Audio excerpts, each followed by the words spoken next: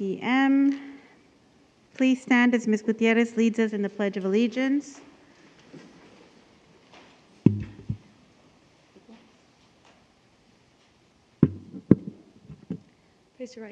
Place your right hand over your heart. Ready, begin. I pledge allegiance to the flag of the United States of America and to the republic for which it stands, one nation, under God, indivisible, with liberty and justice for all. Thank you. Roll call will reflect that all board members and cabinet are present except for Don Griffith. And item 6.1, Shadow Hills High School Student Board Member Oath of Office administered by Superintendent Bailey. My pleasure to swear in a student board member this evening, Valeria Gutierrez. Val has attended Reagan Elementary School, John Glenn Middle School, and now attends Shadow Hills High School as a member of the senior class. Val cites her involvement in extracurricular activities, sports, and the people of Desert Sands as a highlight in her educational journey. Her hobbies include cross-country, basketball, track and field, ASB, cinematography, video editing, graphic design, and helping others. She has enjoyed many leadership experiences in Desert Sands. In fact, she has been actively involved in ASB since 6th grade. Val started volunteering with the Rotary Club in 3rd grade and always puts in a good effort to help others.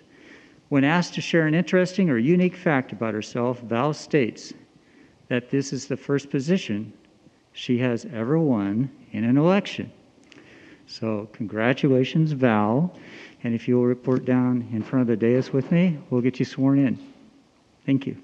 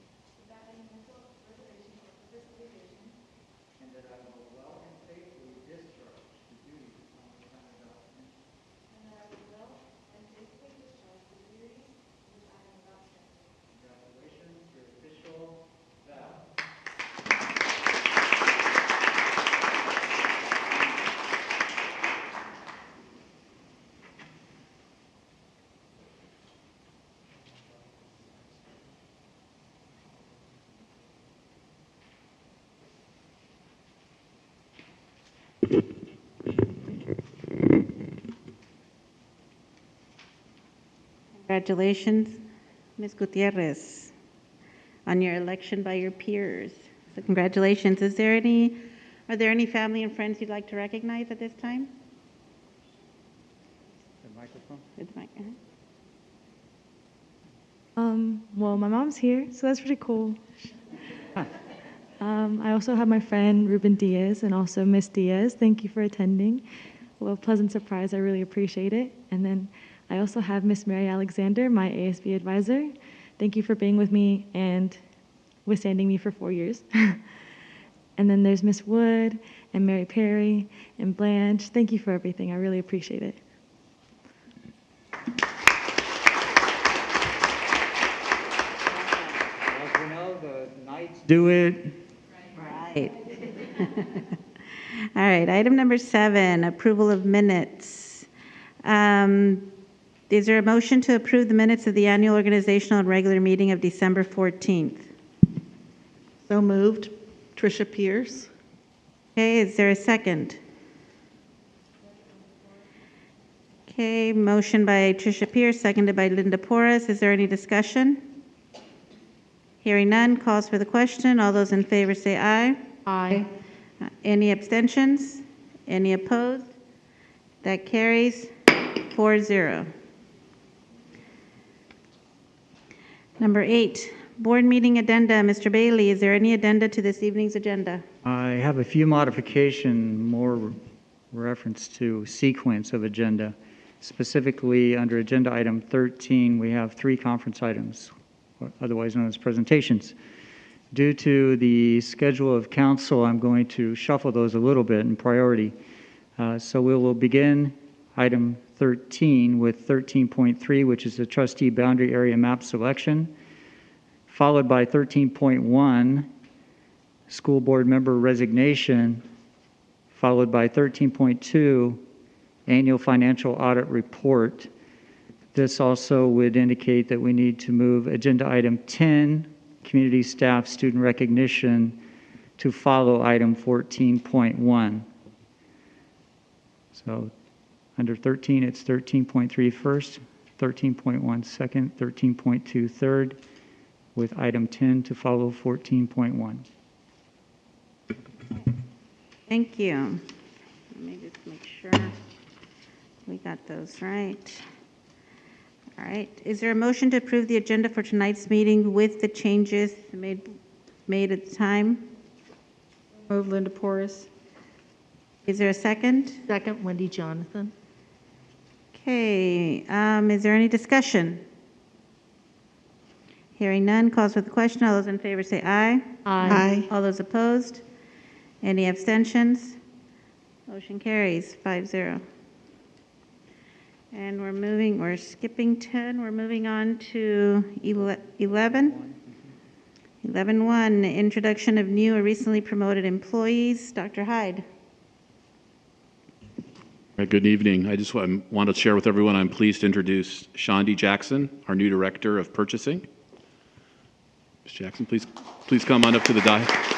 Please step up to the dais.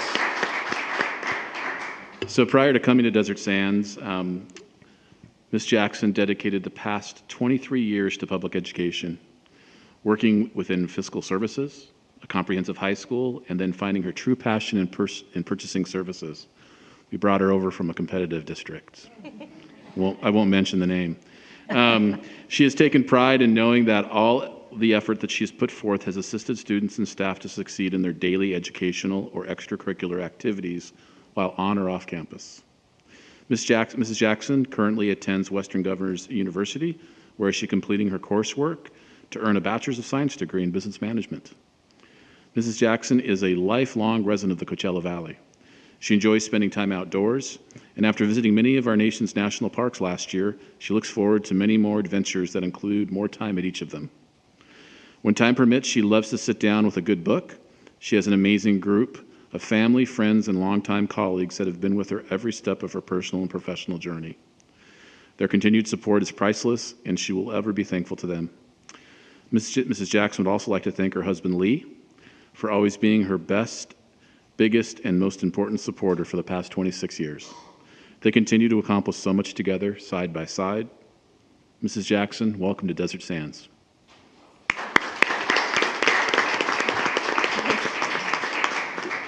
Thank you so much. I really am so welcome here. It's been great. I'm only on my 3rd day, but it's been amazing, and I look forward to many, many years here. Thank you. Ms. Gutierrez, do you have any comments for Ms. Jackson? Welcome to the family. Nice to have you here. Thank you so much. Pierce? Yes, welcome, and I'm glad that you were able to leave the other district and come and help us out. Thank you. Porras? Welcome, Shondi. I already met you, and I'm really happy to see you here today. Welcome to the family. Jonathan? First, Shondi, do you have anybody here that is here, any of your friends or family that are here to be with you at this time? I do. I have my husband, Lee. my oldest son, Tristan, my next son, Thane, the baby girl, McKenna, and my father, Fred. Ah.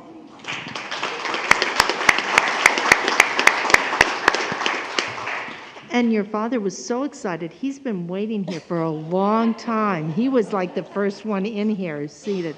Well, congratulations for getting hired here. I'm so excited to have you here. My mother was a purchaser, so I know what that job entails. And I'm glad that, as it was said before, that we snagged you from another district, and we could not survive without your position. And I'm looking forward to meeting you and coming and talking to you about your department. So congratulations, Shandi. Thank you. Congratulations and welcome to Desert Sands. Thank you. Moving on, the next item, we have some informational items. 12.1, quarterly report summary on Williams Uniform Complaints, September to December report. 2021, there were no complaints.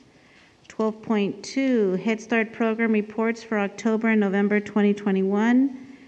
And we move on to staff conference item. We are going to 13.3 first. Trustee boundary area map selection. Every 10 years, Desert Sands Unified School District's existing voting areas must be evaluated and planned for potential adjustments due to updated census data.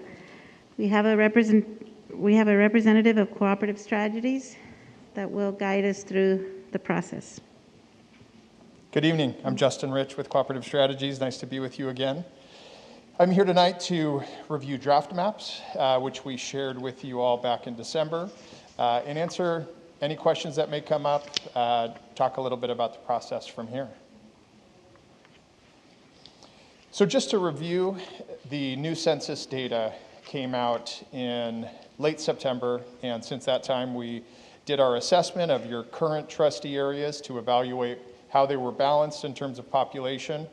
A couple of things that we noticed as part of that assessment: your overall population grew by roughly 10,000, which equates to about 5.7% of the district's total population. And the growth was primarily in trustee areas 4 and 5 on the eastern portion of the district. Probably not a surprise to you all. That growth, because there was so much growth, as the table shows here, in those areas, are what put the district out of balance, just in terms of the threshold that we look at for population balance. Just for orientation, the district's trustee areas are oriented really from west to east. Trustee Area 1 in the map that you'll see up on the screen is yellow and covers the westernmost portion of the district. And then moving to the east, Trustee Area 2 is shown in green. Trustee Area 3 is shown in red. Trustee Area 4, you may just be able to make it out, is shown in blue. And then the pink color represents Trustee Area 5 on the far eastern portion of the district. On this table, we've shown the racial and ethnic breakdown for each of the trustee areas. I'll point to the table up in the far right-hand corner, or the upper right-hand corner, I should say. The total population is just about 187,000. And when we divide that by 5 trustee areas, that means that our ideal population is just about 37,500. The total variance for the district, that's the difference between the largest and the smallest trustee areas, is 16.5%. And I do want to point out there's 2 different data sets that we have here. So for each of the trustee areas, you'll see a column that says TP. That represents the total population, or every person counted. And then there's also CVAP, which represents citizen voting age population.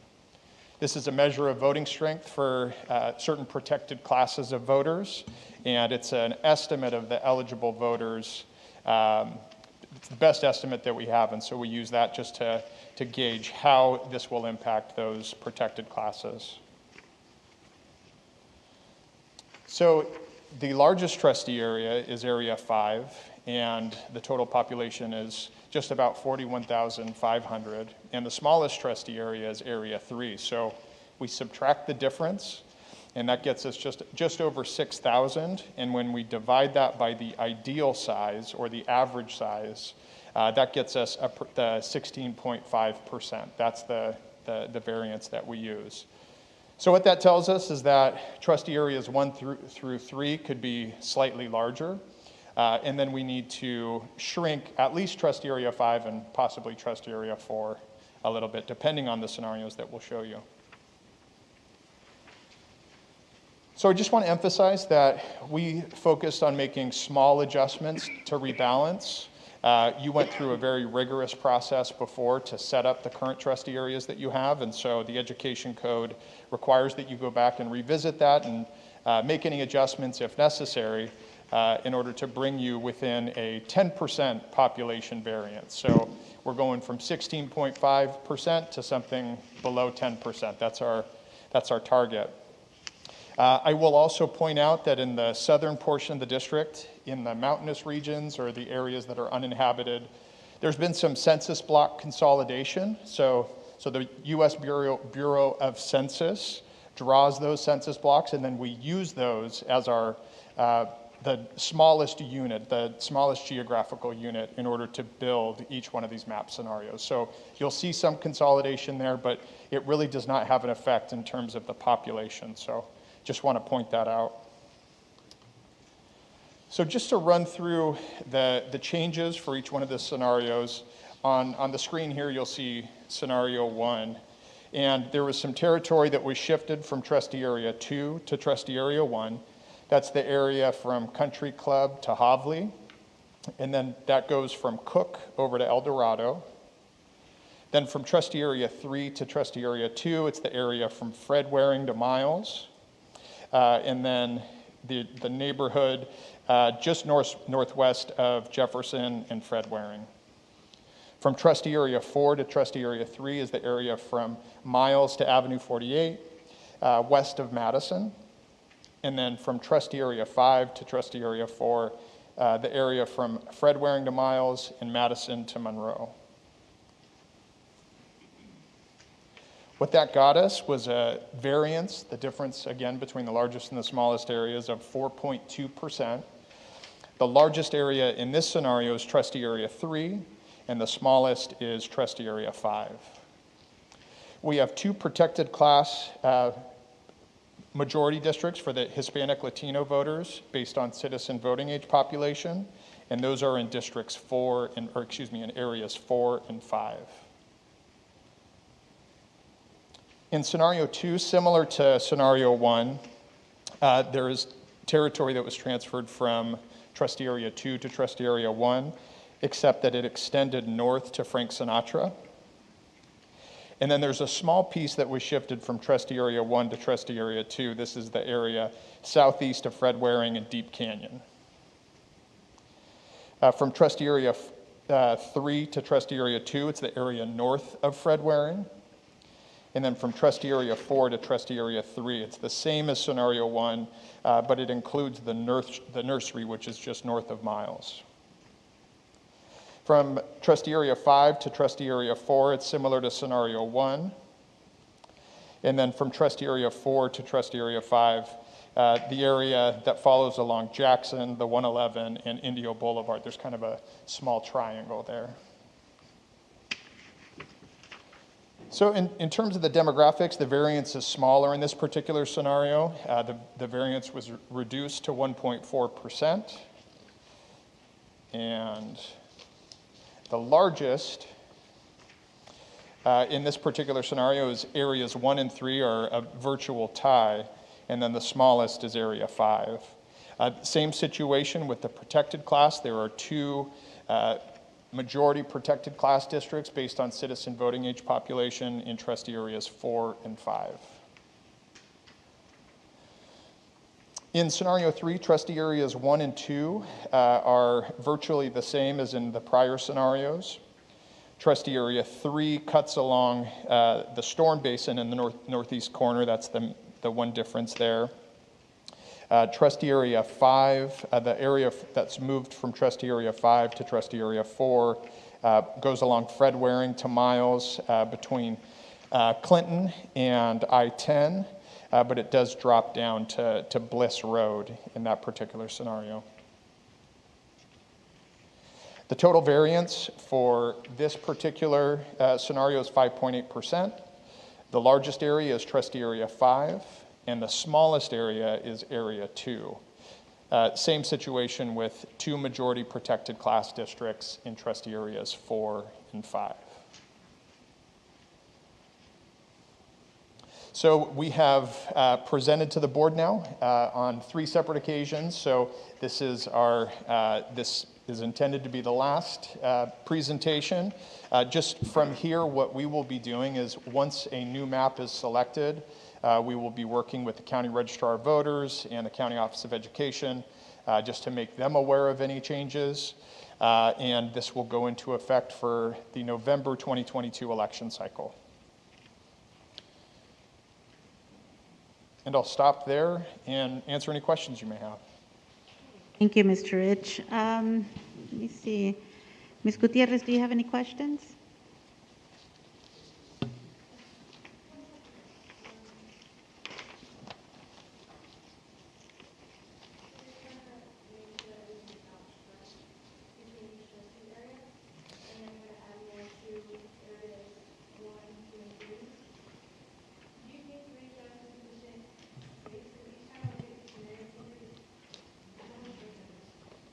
I'm sorry, I couldn't quite hear you. Were you asking about?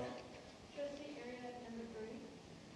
Oh, sorry. Okay. Trustee area number 3. It seems like in each scenario, it just keeps getting smaller and smaller, and we're trying to make sure that the variance is at least small, right? So it's currently, if I'm reading correctly, 5.8%. And in scenario 1, that drops down to 2.3%, or it's actually increased to 2.3%. That's for Trustee Area 3. And I can give you here, I'll just use this instead.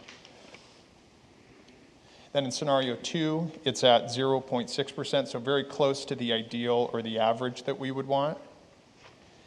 And then in scenario 3, again, it's at 0.6%. You're welcome.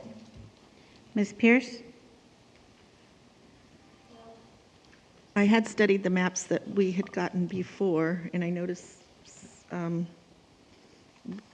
were they changed slightly? Because the first scenario one, when I got it originally, I had noted down that it had 2.4% variance, and this one has 4.2. I'm not dyslexic. But anyway, scenario 2 was matched at 1.4 variance, and the variance on scenario 3 was 5.8, stayed the same. So is the that's correct for the variance to be at 4.2 for scenario 1? That's correct. And as long as, do you foresee that the next census in the next 10 years, I don't know what the projection is, the growth for that North Indio, because I tend to like a certain map here, and I mean that I would favor, but I wondered, do you think in the next 10 years it would cause for another redistricting, or how often every year we have to do this? I mean, we do look at it, but if it's not a 10% variance, we don't have to do anything, right? That is correct. Or you can, or there's an option that even if it's below the 10%, you may want to redistrict anyway? No. That is your discretion, and if you decided that you wanted to make changes in order to reduce that variance, that is something as a board you're able to do. I will note that most districts that in this particular census cycle did have to redistrict and make slight adjustments. And when you're a growing district as you are, I would anticipate that it may lead to those sorts of things, especially when you have the western side of the district that is either status quo or declining slightly, right, versus the east end, which is growing. So I think, I wouldn't say it's inevitable, but I would say it's likely just based on what I've seen. Okay. Okay, well, thank you. You're welcome. Porras? Looking at this, so map 2 then is the most balanced, is what you're saying? That is, well, it has the lowest variance. Okay. And I will just, if I'm putting my attorney hat on here, I will let you know that the courts have determined that anything less than 10% variance is deemed to be in balance. So that's one data point. That's probably the most important data point, is that you're meeting that population requirement. But I will say that you don't get extra credit for being extra close or having a lower variance. I think what you want to look at is to the extent that we're handling those neighborhoods and communities of interest, and we're not splitting them in a way that doesn't make sense to you. Right. Okay. All right. That's all I needed. Thanks. Jonathan? Yeah, thank you very much. Yeah, I was looking at, there are a couple of maps that I tend to like. I like the fact that first of all, I want to start off by saying we can't anticipate what's going to happen as far as growth, because if we did, our numbers would be skewed here on the map and they wouldn't be in compliance. So frankly, we have to do what we need to do, make sure that there's as equal as possible, and recognize that there could be growth in my trustee area, Area 1, that would jump, and all of a sudden that would trigger us to end up having to redo these maps. So these maps are going to have to be redone anyway. And there may be a declining enrollment in Indio in the blue area, which would mean that area may shrink because it's so condensed. So truly, it's not like we can do anything with these numbers and say, I'm going to make this one a little lower because I know where the growth is. Nobody knows where the growth is, and nobody knows where the decline of enrollment is going to be. That being said, I do like the fact that specifically on maps 2 and 1, I had a real problem with this little purple, and no offense, I know one of my trustees is there, right below Fred Waring. And it's like, why did you pop that little area, that little trustee area, in with all the Indio, the trustee area number 4? It's almost like we decided we'd just pop that in. And I like the fact that on both 1 and 2, they're more consistent. And one of the things that I pride ourselves when we did the maps initially, and I don't know if anybody here was on the board when we did the maps, but we specifically said we didn't want any gerrymandering or anything. We said, let's do them straight down like this. So it really looked like we were trying to be thoughtful in creating these maps. And I feel like those two are more thoughtful in creating the maps. So I would probably lean towards either 2 and 1. But that being said, I just like how you created the maps. I thought that they had a lot of sense to them. And in scenario 2, you kind of put that yellow 2 together, which I think makes more sense because you've got, in scenario 2, you've got my region and the region right next to it, where everything above Hovley, east of, I think that's Cook Street, belongs to that, to me, and it seems more cohesive. So I really do like the way that you've constructed the maps, and I know it's not an easy task. So thank you so much, and I think that I think they'll be happy with whatever one we get, but I think that they're more desirable ones versus the others. But again, ultimately, we can't vote on something because we see the future, because the future we don't know in. So thank you. Welcome. Thank you, Mr. Rich, for the presentation. I don't have any questions. I think they've been answered already. Thank you. Yep, thank you for the presentation. I just want to remind the board that you have a public hearing on this item on 14-1, and then your decision-making comes and 18.2 resolution under general function business services. So this was just to preempt the conversation, the understanding, so you're able to make that decision when it comes on the agenda.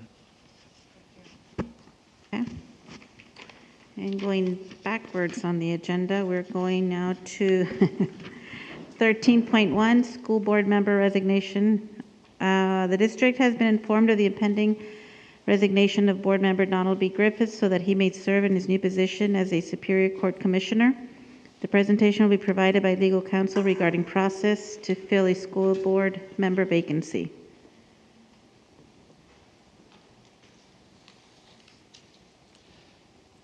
I'm a little shorter. Good evening, members of the board.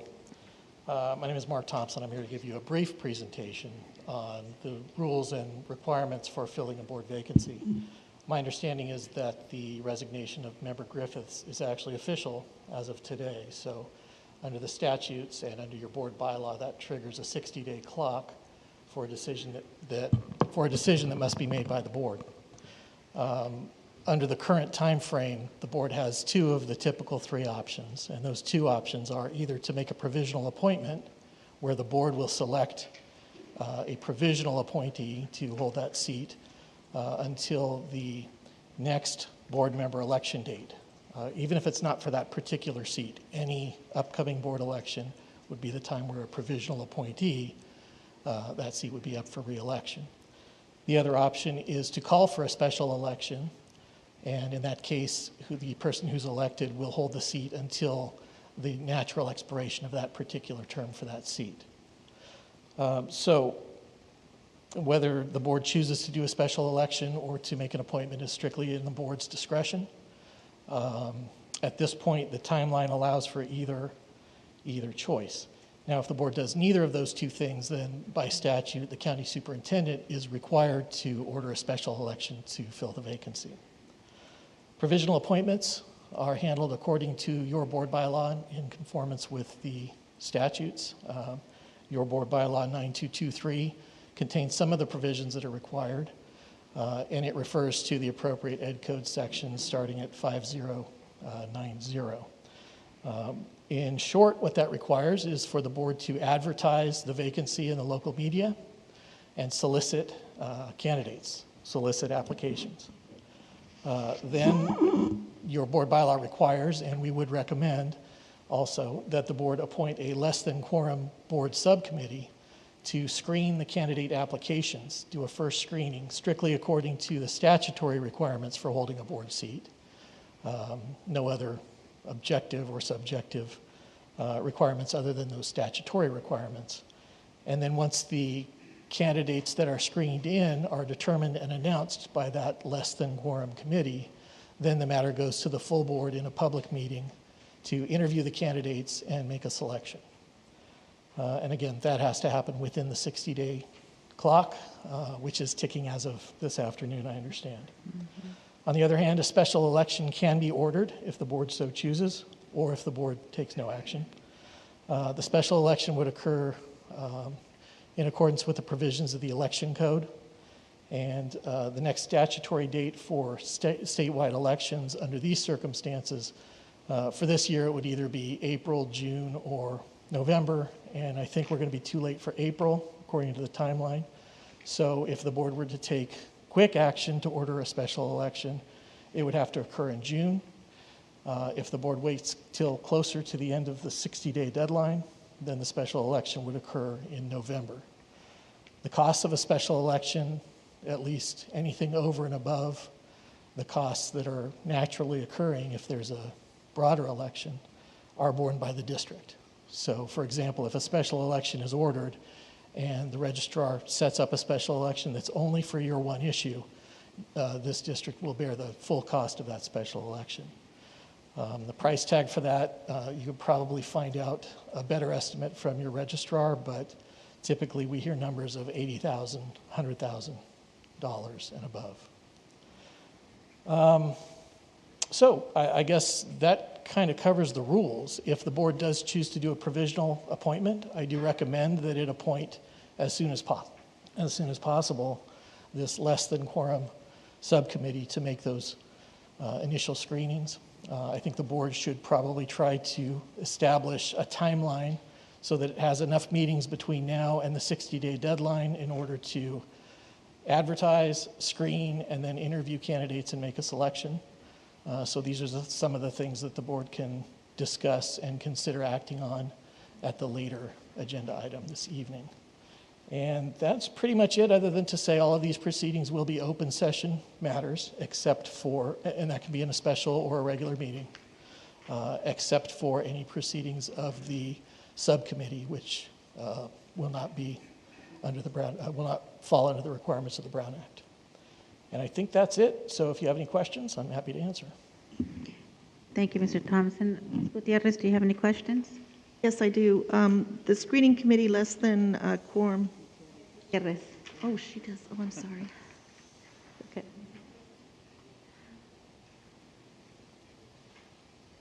We have 60 days, correct? So you're saying that the latest we can do is, you said November, or was it June? Well, you have 60 days to either make a provisional appointment or to order a special election. And then the date that you order a special election would determine when that election has to be.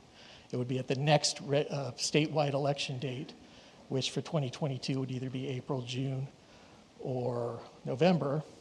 But the date has to be at least 130 days after the date you order the election. So that's going to put us either in June or in November, depending on what date the order is made. And if you don't mind me asking, was he a trustee of an area in particular, Mr. Griffin? Do? Okay. Thank you. Ms. Pierce? Sorry for jumping to the gun there. I was wondering, the screening committee would be 2 board members, and then who else in these situations usually joins them for a screening? Anybody else within the district, or is it just 2 board members? Well, interestingly, you've touched on an interesting provision of the Brown Act. Whenever the board designates a subcommittee of less than a quorum of members, it's not subject to the Brown Act, so you don't have to give notice and post an agenda and have all the formalities for a regular board meeting. If the board appoints a subcommittee that includes both members and non-members, board members and non-board members, then we're back under the Brown Act. So my recommendation would be that if the board appoints a subcommittee, it either be 2 board members by themselves, or the board could, I guess, choose to direct the administration to handle those duties in place of a subcommittee. Your bylaw does point to appointing a subcommittee, though. I see. And then the interviews are conducted live in an open session with each of the candidates? That's correct. Have been screened appropriately and make it to that point? Yes, that's correct. With background checks and things like that, or? Well, the statutory requirements are those that are the same for being elected to a board seat. Registered voter, no felony convictions that bar the candidate from public office, over 18. Oh, and must reside in the appropriate trustee area. Okay, thank you. I just have a question because we're doing the changes in the boundaries, and I understand about the 60-day decision. Would we choose somebody that is in the current boundary area, or do we wait until we adopt the new area? Do you know what I'm saying? I do, and it's an excellent question. I recommend that, assuming the new trustee areas are approved prior to either the date of appointment or the date of the order for a special election, that you go ahead and use the new trustee area boundaries. Okay. So for example, if that happens today, then I would strongly recommend the board use the new trustee areas. Okay, because to me, it would make sense for us to do an appointment. I'm just speaking, because if we do an election in June and have to pay money, and there's going to be an election in November anyway, so to me, it's like, to me, it would be a waste of money. I'm just saying that. It would just be a waste for us to have a special election in June, and then in November, there's going to be an election anyway. Yeah, there will be because we wouldn't costs. have a special election in November because there's going to be an election in November anyways, right? Well, that's correct, except to the extent that this seat, I apologize, I don't know when this particular seat is up. If it's November. up It's in November. In It's this coming November? November, yeah. So then there likely would be negligible, if any, Yeah. additional costs. Yeah, okay. if you push it to November for the Yeah. election. Okay. If you do an appointment, then that person would Yeah. only hold the seat Till until November anyway. Right. Okay. So I guess the difference is you'll have somebody in the seat in the interim period, or you'll have to wait to, Yeah. until the election.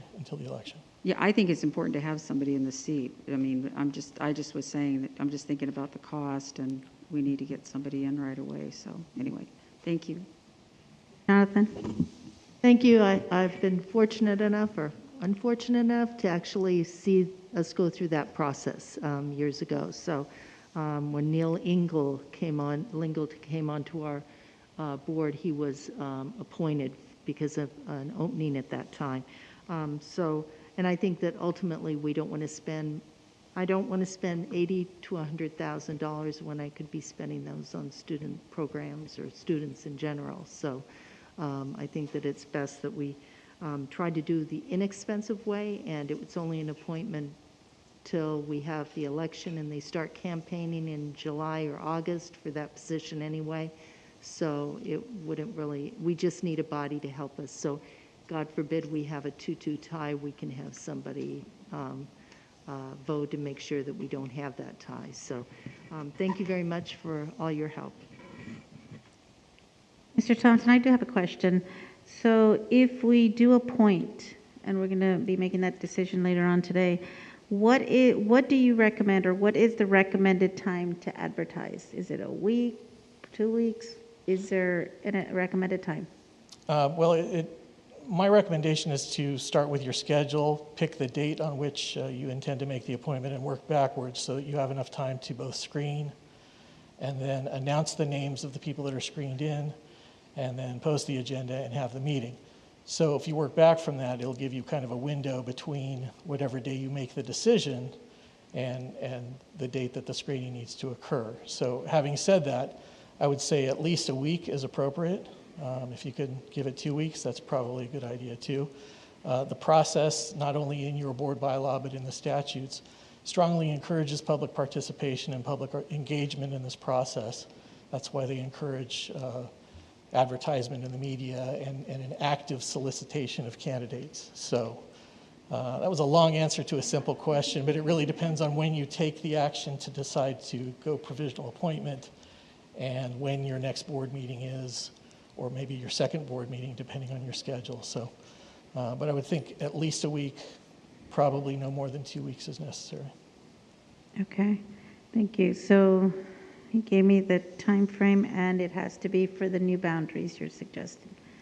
Okay. If those boundaries are approved tonight. If they are approved yeah, tonight. Absolutely. Unless we have a 2-2 vote. All right. So, yes, okay. Any other questions? Just a comment. Mark, thank you very much for your presentation. This also sets us up for your action item, which is under Superintendent General Function 22.1.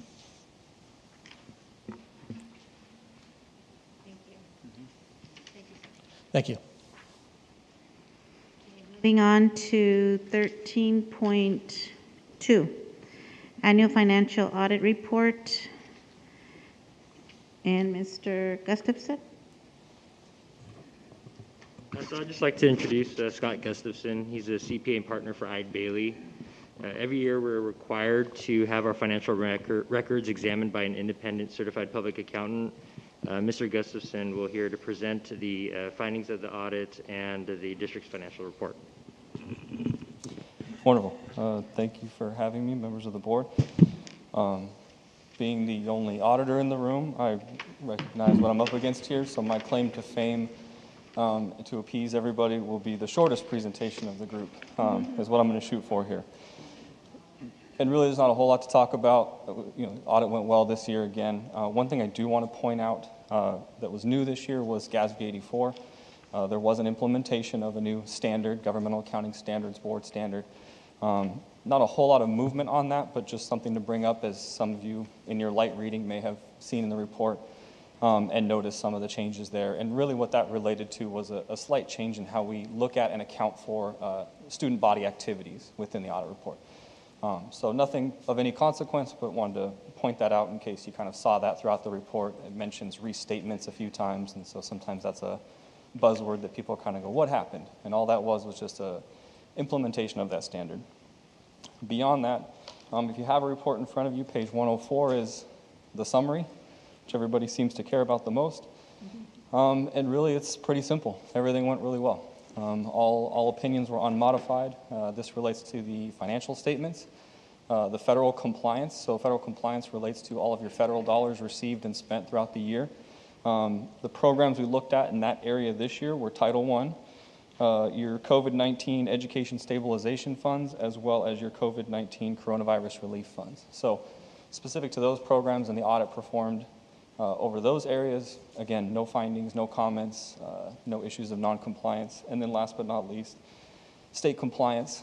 As some of you may know, this is an updated annual audit guide that gets put out for school districts in California.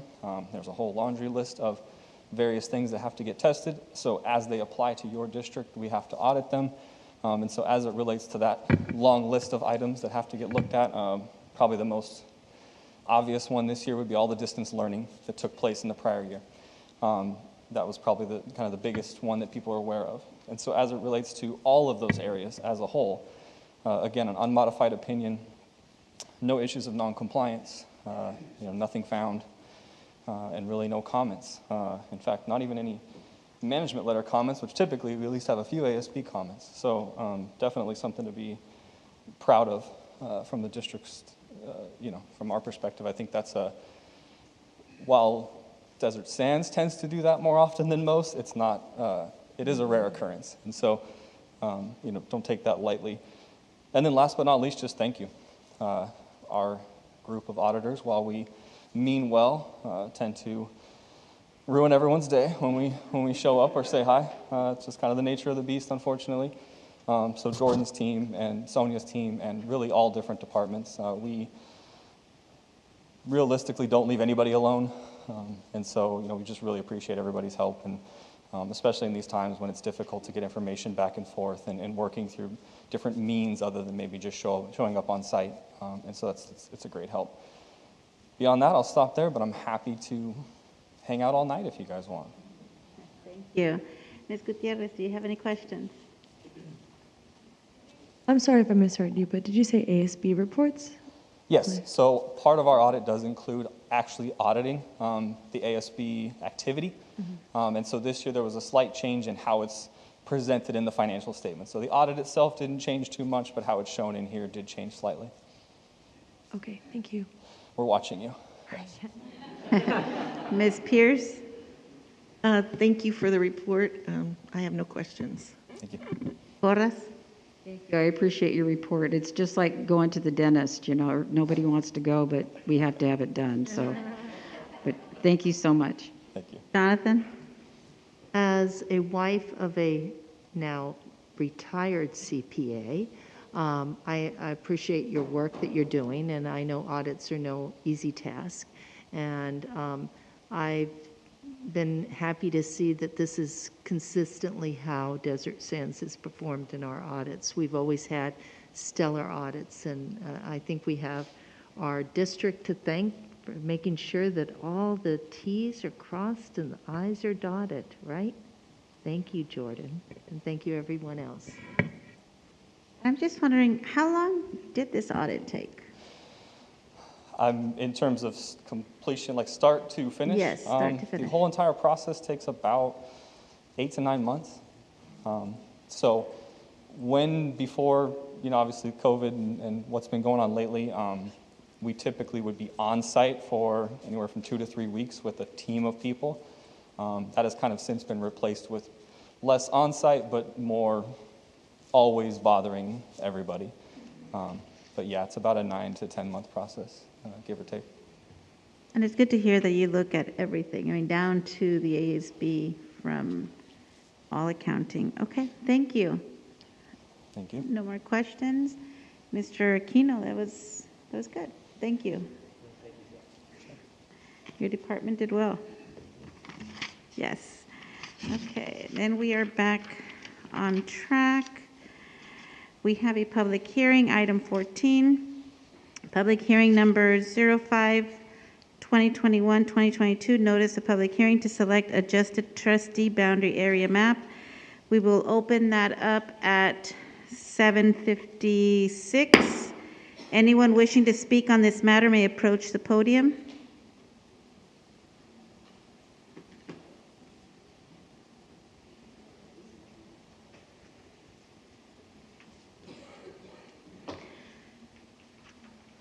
Seeing none, we will close this public hearing at 7:56.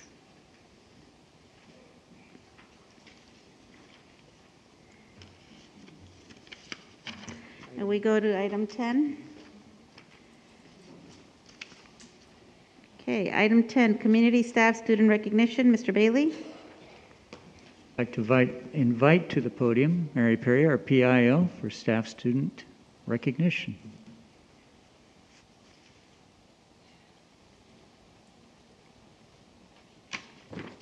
Good evening, and thank you very much. I have 2 items this evening. First of all, I'd like to say congratulations to the students and staff at John Glenn Middle School for being redesignated a California School to Watch and a National Forum School to Watch. Glenn was, and you can see the picture up here, Glenn was first designated in 2004 and has continued to be redesignated throughout the years. So the photo shows Principal Todd Biggert in the center and Assistant Principal Andrea Guayacon accepting the 2019 award from Scott Steele, Director of Schools to Watch. Principal Biggert and his team are participating remotely, so please join me in a round of applause that they can hear all the way down to Glenn.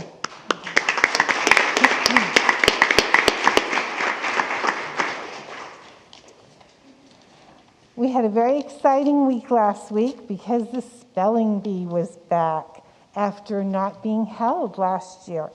So it was held at the Indio High School Performing Arts Center. We had 15 of our elementary schools participating and 2 middle schools. And taking home the trophy was 7th grader Dylan Lee from Palm Desert Charter Middle School, and runner-up was Katie Wang, a 5th grader at Ronald Reagan Elementary School. And tonight, Dylan is here with us, so I'm going to invite him up to the podium. Come on, Dylan.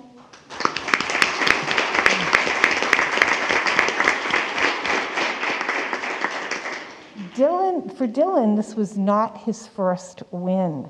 So if Dylan doesn't mind, I've asked him to just say a few words. So maybe you could tell the board and everyone here how you've won in the past, that this is not your first honor for Desert Sands. Dylan?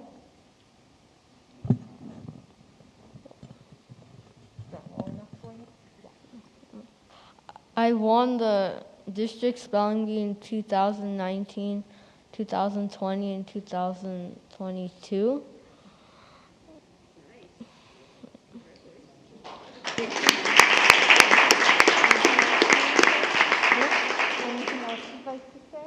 I'd like to thank my parents for helping me study every night, and they're right there.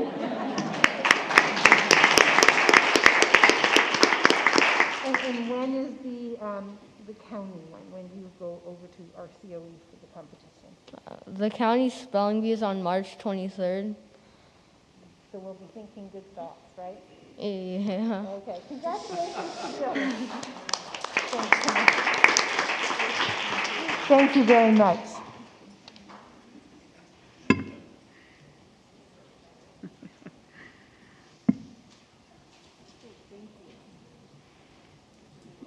Now we're going to we did 11, I'm going back to 15. 15.1. Yep, 15.1, COVID response update. Mr. Bailey? Thank you. Look to my right for cabinet updates. Dr. Vollmer, any? None. Mr. Aquino, Business Services? It's no secret that COVID has played a significant role in our ability to staff. So I just wanted to give a real big shout out to our food services teams, ensuring that they're able to provide meals for all our students to remain for in-person instruction. Also for our warehouse staff in order to get the supplies out to all the needed departments. In addition to payroll, who's worked feverishly in making sure that everything is in order. So I just wanted to give a big shout out to all those departments in particular, in addition to maintenance operations.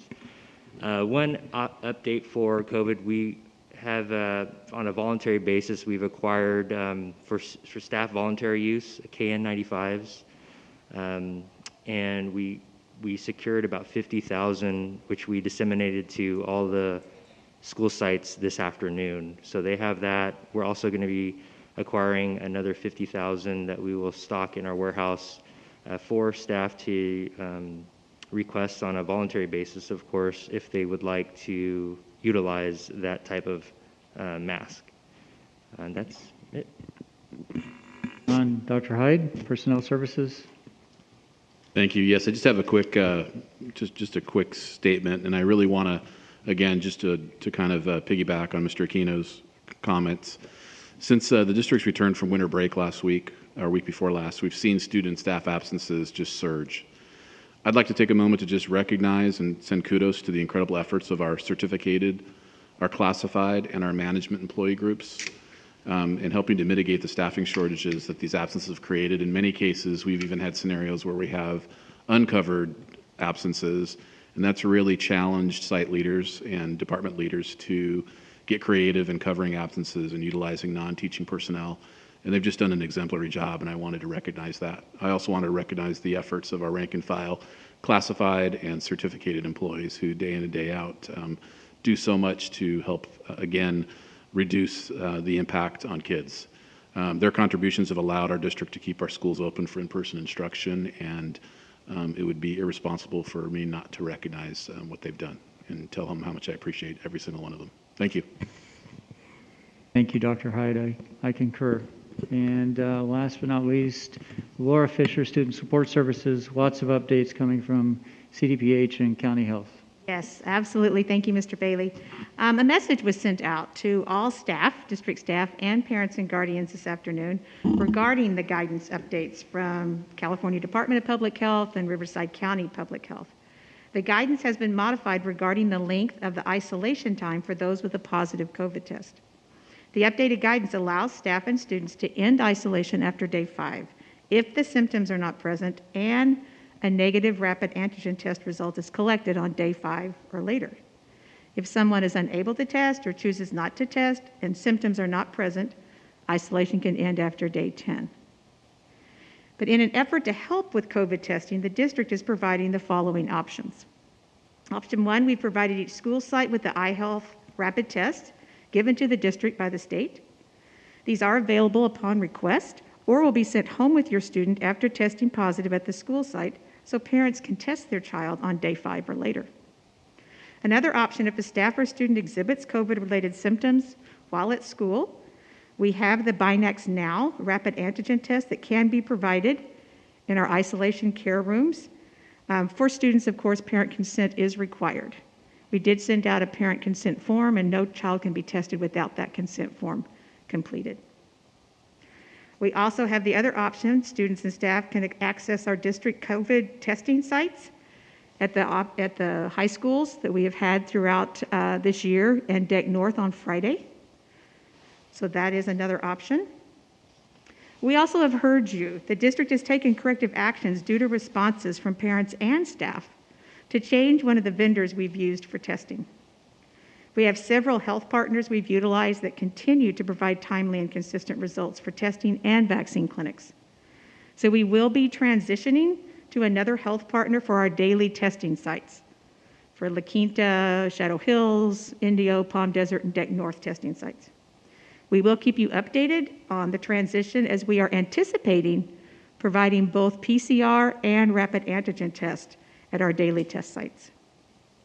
Also, we all heard today, an additional resource for rapid antigen test is provided by the federal government at no cost, at a link that was provided also in the letter at special.usps.com/test kits. I went in there and ordered, and you can get 4 free test kits per family if you go in at no cost. We continue to employ successful COVID mitigation strategies and safety measures that promote safe in-person learning experiences for students and staff. So please see our updated COVID safety plan on the website. And of course, all COVID-related updates, including vaccination and COVID testing schedules for students and staff, are always provided in our Super Seconds section of the district homepage on a regular basis. And I concur with Mr. Aquino and Dr. Hyde. It truly takes a team to make all this work, as it does with any school district, but during this times, it truly is a team effort, and we thank all of them. Thank you. Thank you for the updates.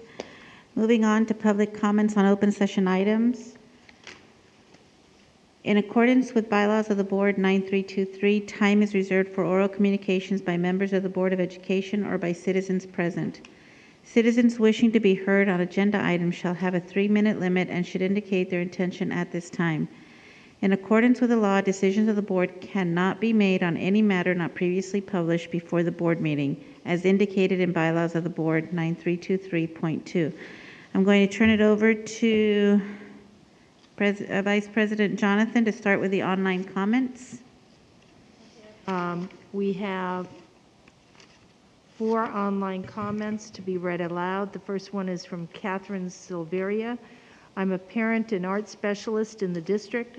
I am also one of the hundreds of staff who got COVID post-winter break, and why I can't attend in person as I'm isolating and test positive. I want to address the upcoming year's proposed schedule. A start date in the middle of August guarantees extreme temperatures, outside PE canceled, and elementary recess being miserable. A later start date would minimize school sessions during extreme temperatures. Also, I would recommend a teacher workday after each break, fall, winter, and spring. This would help the employees prepare and reduce time spent unpaid working over the holiday. Now I want to address the new educator COVID protocol. After 5 days of positive test and no symptoms, we can return to work with a negative test. This is great if you can find a test. If getting your educators back to work is the goal, then making it home tests available for your staff would be a start. Speaking of tests, Desert Sands Unified School District sponsored weekly tests are notoriously bad. First, many parents go to the site that close early or non-existent. If they do get a test, the result comes in 5 to 7 days. Many parents have not received results on tests done on January 2nd. And as for employee testing, same test turnaround, or even more of an abomination.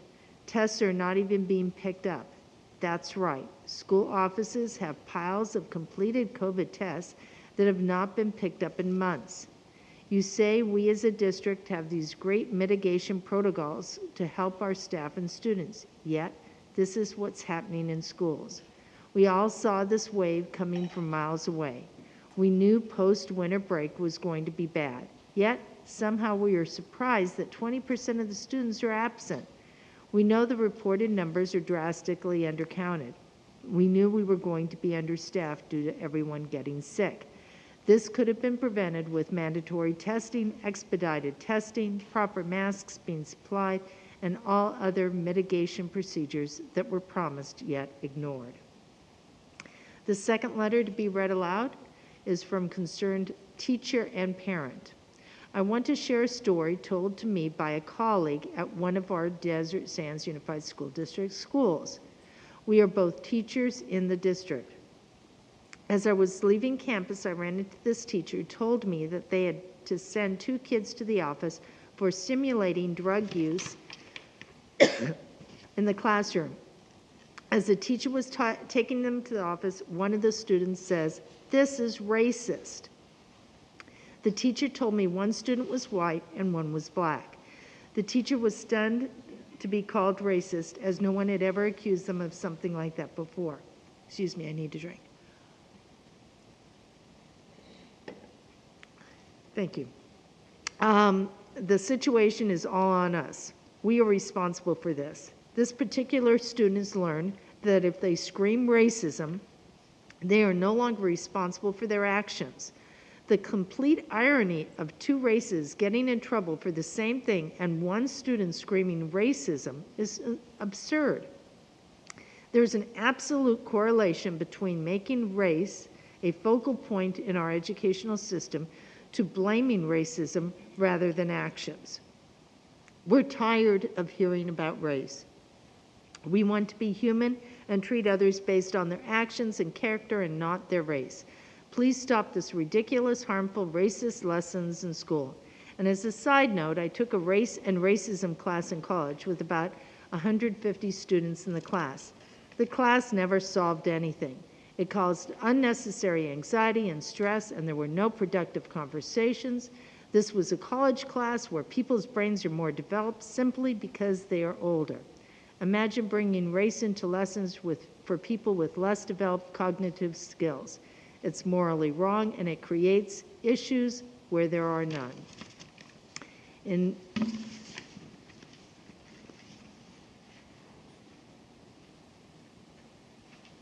next letter is Trisha Ryan.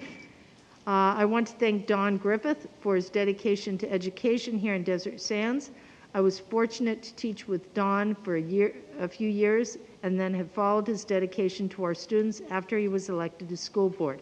Both acts show his passion for our community and have not been easy, especially these last few years.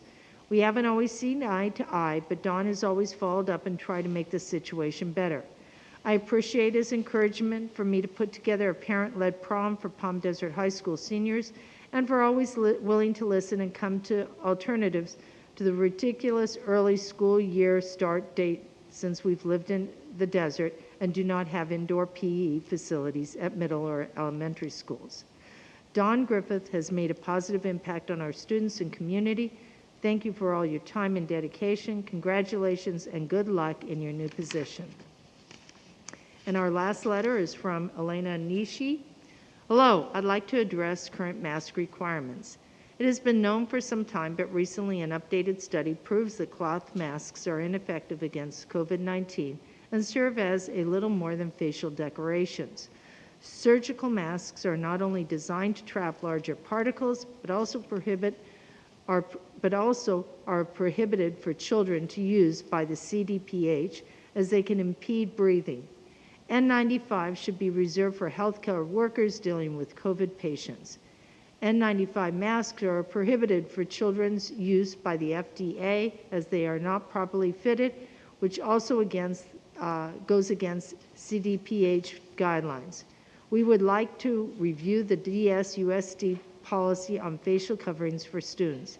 If there isn't a proper recommendation in place, we cannot ask our students to wear facial coverings, as we are not aware of which ones are medically and scientifically safe, effective, and will not create risk to their health. Thank you. Thank you. Next, for the in-person is Nicholas Rose.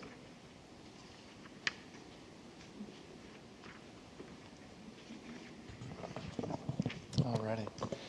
Good evening, ladies and gentlemen of the board, members of cabinet. I just wanted to take some time tonight to say thank you to district leadership for the collaboration that Trina and I got to meet kind of last week, got updated on some of the COVID plans, because definitely when we came back from winter break, I heard from a lot of classified staff and our bargaining unit members of just their frustrations, their concerns of just the uncertainty of, what safety measures are in place, what's going on, how can I get, a better mask, how can I get testing kits. So for me in that meeting last week, that really, I was happy to kind of pass that message forward, that our district administration was really taking strides to supply masks, to supply tests, to kind of do all that we could do, and that, just kind of the reality of the situation we're in is things do take time. So the fact that things are being worked on, that here we are,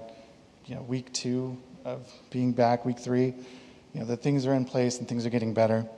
But I did also want to speak on just the reality of the case numbers, the reality of the stress and the strain that's on our staff members out there, being asked to do just dozens of extra things, being asked to put out fires, being asked to kind of go above and beyond, and just the frustration, stress, and strain that puts on everyone of just, I've kind of talked about this for the last year, because now here we are almost 2 years into this, of just the need for leadership, the need for, our folks who are principals and assistant principals and members of cabinet to just really try to meet people in that space of just that understanding of not kind of adding to the frustration, of just having those open lines of communication, that we are all on the same page and that there is a plan in place and that folks are being conscientious about it. Just so that everybody has that understanding so that no one feels like it's an us against them or feels like my concerns aren't being addressed or heard. So I just wanted to, again, just advocate for that this is a moment for leadership. This is a moment for togetherness as a district to just kind of get on that same page that we're here to serve our students, but we're here to do it safely. I recently had a paraeducator who transferred sites, and my heart absolutely dropped because she's over the age of 70, and apparently at her new site, she said, well, they don't wear masks and they don't seem to care about safety, and she got infected with COVID the next day of being there. And thankfully, she's vaccinated, boosted, doing fine now, but I don't even know what I would do with myself if she had gotten seriously ill. So I also just wanted to touch on the need for consistency. Across our district, regardless of personal beliefs of principals or anyone at any site, there should very much be a consistent response. And I know I've heard it from parents as well, because I have 2 children at Reagan. Just the need for consistency is very important, of just consistent messages and consistent handling of everything. So thank you. Thank you. Next is Shelley Mast.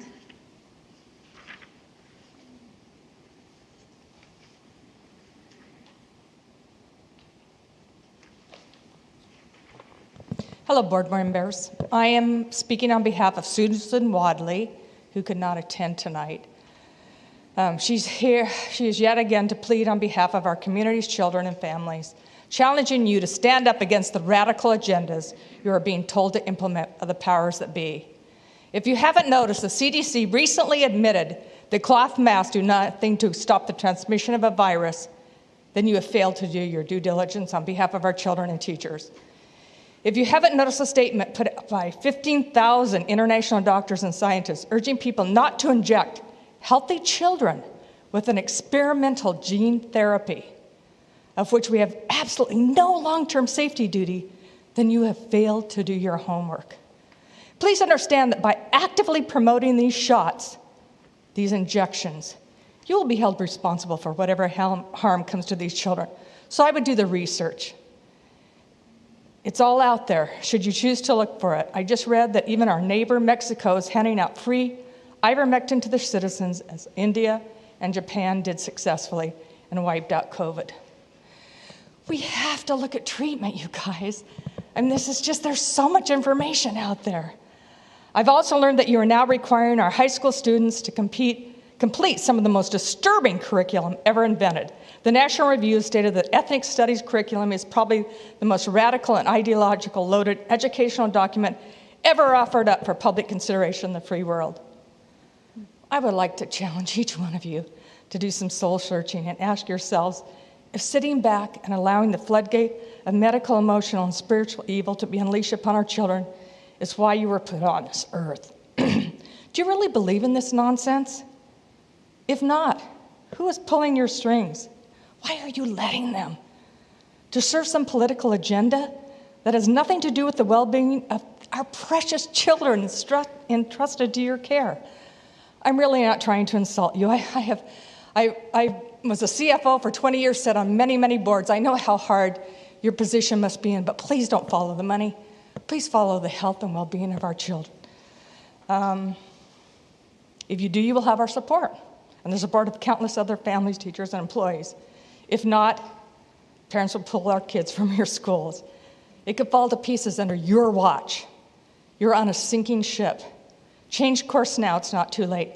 If anybody is interested in school choice, contact Susan at desertschoolchoice.com. Thank you. Thank you. Next is Dimitrios Halkidis.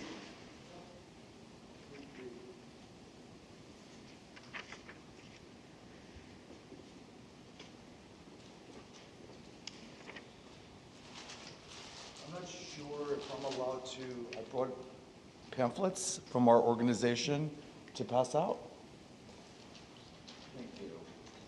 Well, I'm really excited to be here today. It's been a couple of years since I've been to this district. I'm actually the CEO of Boot to Bullying. We're an anti-bullying organization. And I think one of our peer-to-peer ambassadors was here last year, Salang Signore, that spoke about what we do in our programs. Really, I'm here today just to kind of say hello again, to say we're here. Our programs are free. I know it's been challenging the last couple of years for everybody. And I commend the students and teachers and the board.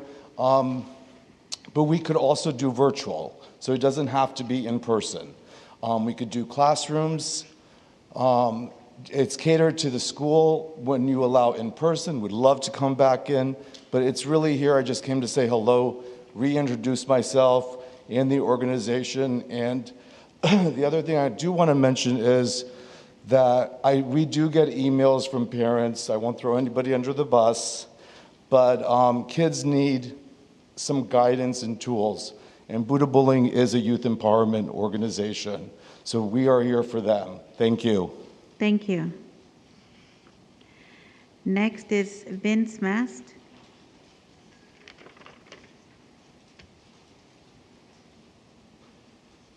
Good evening. My name is Vince Mast. I'm a resident in La Quinta. I'm here on behalf of 2 grandchildren that go to school here in the Desert Sands Unified School District, and my friend, pastor and missionary, Dennis Wadley, a former teacher. I will be addressing the ethnic studies curriculum that is being pushed on our high school students. According to an in-depth article on the National Review, students are to be taught that white Christian settlers committed theocide against indigenous tribes when they arrived in the New World by murdering Native American gods and replacing them with Christian God. According to this curriculum, this replacement ushered in a regime defined by coloniality, dehumanization, and genocide.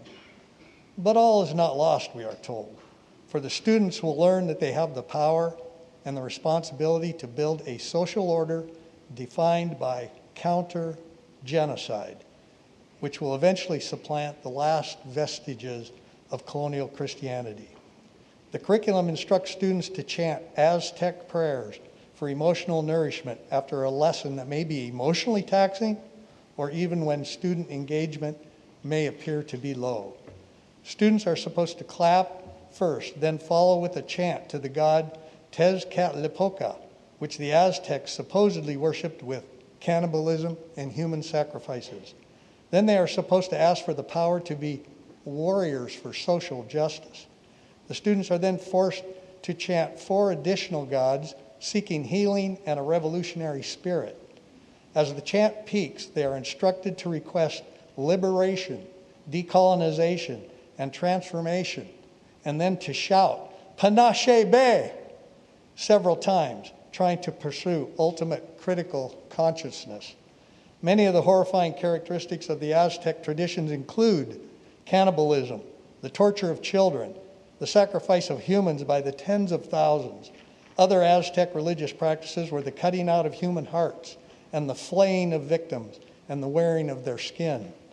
Apparently, you think these are the gods that need to be worshiped by our students.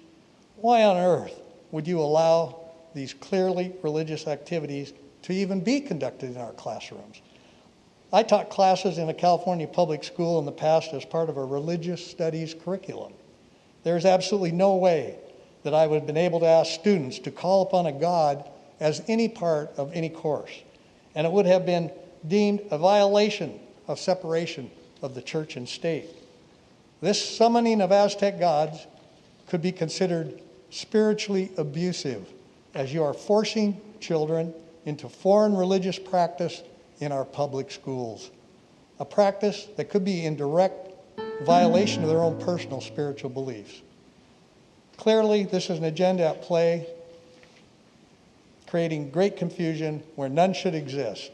It's a massive overreach in a subject matter that is not your right to address, and teachers are not qualified to address. Thank you.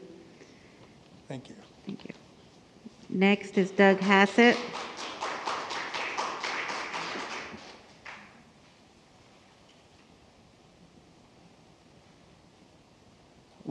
First, if you would send me the name of the textbook and the page numbers that those items are listed on, I would appreciate that. I think it'd be good for everybody to know what books those items come from and what page numbers they're on. Although my intention tonight was to be here to thank Don Griffith for his service. I can't do that. He's not here, but if I could just read what I had intended, which starts amongst all the name-calling and accusation hurled at school boards in general, I think it's important to note of you, Don, individually, how highly people speak of you. Conversations I've had with others connected to the district include comments as to what kind of individual you are and how hard you've worked these past couple of years to keep students in school. And people talk about how kind you are. Although I have very little idea what goes on behind a dais, I can only imagine how hard you have worked on behalf of all DSUSD students these last couple of years. Your commitment to education is not just bound by recent events, but the entirety of your service. Thank you, Don, so much for your hard work and your commitment to education while serving on the Desert Sands Unified School District Board. Thank you. Thank you. And that is the last public comment. Moving on to item 17, Board and Superintendent comments. Ms. Gutierrez, do you have any comments? So far, no, but thank you for letting me be here. Pierce. I just want to thank the different departments that have pulled everything together as best they could during this time when we returned to school after the holidays, and just being ready to be flexible and make changes as needed so that the kids can be in school safely and try to get classrooms covered with teachers, and hoping that this latest surge will let off in the next week or two so that things can get back to whatever normal is. And so I want to thank all those involved, teachers, classified, and staff. Thank you. Ms. Porras. I just want to say welcome, Valeria. So happy to have you here and your family here. I know your mom and is so proud. And I just want to ditto what Doug said about Don Griffith. And I was very proud to serve with him, and he helped me tremendously when I first became a board member, and I'm going to miss him greatly. He was really a class act, and I'm so excited for him to start this new journey in his life that he's been looking forward to for so long, and he's going to be an awesome judge. So anyway, congratulations, Don, and I look forward to hearing great things that he's going to do. And on a personal note, I just have to say I have a new grandson that was born on January 8th, and his name is Xavier Sol Cisneros. So anyways, that's all I have. Thank you. Thank you. Ms. Jonathan. Hi. I want to first talk about a program that they do over at Palm Desert Charter Middle School. Jacob Sherpa, he's a counselor there. Unfortunately, he really battled COVID earlier this year, and it was kind of frightening because he was, at one point, wasn't sure whether he was going to make it or not. But I've actually come and seen him give out his certificates for this writing contest he does. It's Kindness, Attention, Respect, and Elegance, and it's a wisdom writer's rites of passage, and it's incredible, and I loved reading the essays of the students that are in here, and I will try to make copies for my colleagues if they'd like to have them. It's just amazing. So I really enjoyed that. I also wanted to say congratulations to Don. Thanks a lot. Now I guess I'm the oldest board member here, maybe even figuratively. I'm not sure, but he was a great board member and really took the time to look at things from different perspectives. So he will be missed on our board. And finally, from a personal note, I've had a wonderful vacation. I've been hiding a secret. It went out on social media, but I've been hiding a secret for the past few months. I'm not expecting, but my son's wife is expecting our first grandchild in June, or now it looks like it may be in May. And also my husband officially retired as of January 1st. So both of us are now retired and hoping to be able to do some traveling and also enjoying having grandchildren. So life is wonderful right now. Thank you. Just wanted to reiterate the welcome to Ms. Gutierrez. It's nice to have the student voice with us. And I think she was also present at the conference in San Diego. So she was able to attend some of the classes the student board members get to have. So that was pretty interesting as well. I do want to congratulate Dylan Lee. I was there when he won the first time, and as I was watching, because I attended the spelling bee, I was like, it's so familiar. And finally it hit me that it was the same young man that had won it a few years ago. The last public thing that happened before the schools were shut down. Because I think that happened in February, I think, and then we shut down a couple of weeks after. So it was about 20 rounds with just those 3 last standing students. It was a nail biter. They had some difficult words, so I do want to congratulate him. And I do want to thank Don for his service to the district. Interestingly enough, he was appointed as a board member the first time. He was an appointee and then went on to run for office. So congratulations to Don. I think he had his first day in court today. So I'm sure he is not listening to the board meeting right now. But I do want to thank you for his time and any knowledge, quite a bit of knowledge that he imparted. And he was always very level-headed and was able to see sides of issues since he had the unique perspective of being a lawyer. So I do want to thank him for this time as service to Desert Sands. And Mr. Bailey. Thank you. I just want to say kudos to everyone involved in the accountability that goes with extra funds. Mr. Aquino, business services staff specifically have had a lot more numbers to deal with over the past couple of years as we received additional monies, and it was awesome to hear that we had a perfect audit on all those monies. So kudos to staff, Jordan Aquino's leadership, and certainly business services division. Next, as was indicated by Dr. Hyde, I just want to recognize personally the classified certificated management staff. It truly is all hands on deck right now to keep our classroom doors open, and that is our primary purpose. And ambition is to keep those classes and schools open through the Omicron variant as it hits us pretty hard. So I appreciate everyone's effort and collaboration to make that happen. Lastly, Mr. Griffith's absence is definitely felt tonight, and I too echo the comments of the board and the audience. What a tremendous leader, and I'll certainly miss him. I might even miss the loud sound of that gavel coming down hard. So, Don, we miss you. Thank you. Thank you. We're moving on to item 18, general functions. We have 2 resolutions that we will take individually. The first one is resolution number 20-2021-2022, annual reportable fees report for fiscal year 2020-2021 in compliance with Government Code Section 66006 and 66001. Is there a motion to approve this resolution? Motion by Linda Porras. Is there a second? Second by Trisha Pierce.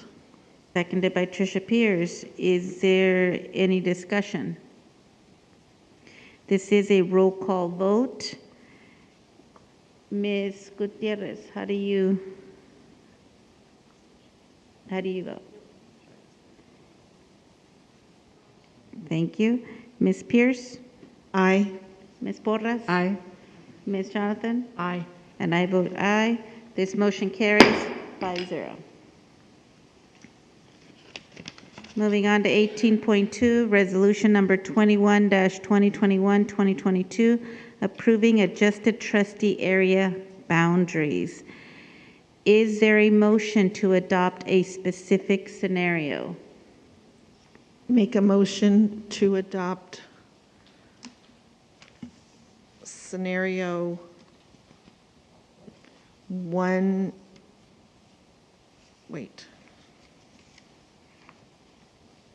I withdraw. Wait a minute. I got mixed up here. Okay. Is there a motion to adopt a specific scenario? I make a motion to adopt the number 2 map. I'll second that. Okay. Is there any discussion?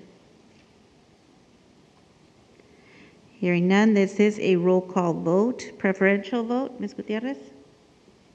Aye. Ms. Pierce? Aye. Ms. Porras? Aye. Ms. Jonathan? Aye. And I vote aye. This motion carries 5-0. That is scenario 2. Next, we have the remaining general functions business services. We have 18.3 to 18.5. Is there a motion to take these items as a group, or do we want to take them individually? I move that we take the 18.3 to 18.5 as a group. Linda Porras. Motion by Linda Porras. Is there a second? Second, Wendy Jonathan. Seconded by Wendy Jonathan. Any discussion? Hearing none, calls for the question. All those in favor say aye. Aye. Aye. All those opposed? Any abstentions? This motion carries 5-0.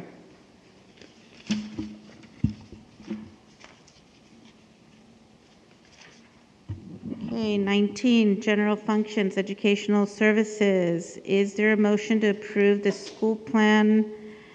I think there's only one. Yeah. Is there a motion to approve the school plan summaries and budgets for the 2021-2022 school year? Is there a second? Second, Valeria Gutierrez. A motion by Wendy Jonathan, seconded by Valeria Gutierrez. Is there any discussion? Hearing none, calls for the question. All those in favor say aye. Aye. Aye. All those opposed?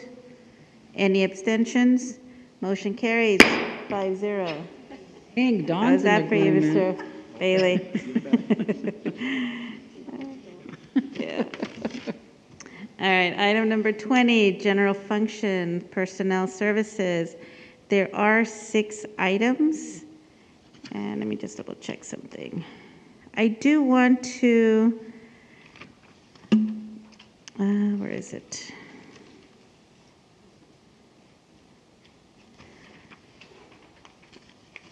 I want to take items 20, I'd like to take items 20.1 through 20.5. Is there a motion to take general functions items 20.1 to 20.5 as a group or take them individually? So move, Linda Porras. Take them as a group. Is there a second? Second, Trisha Pierce. Second.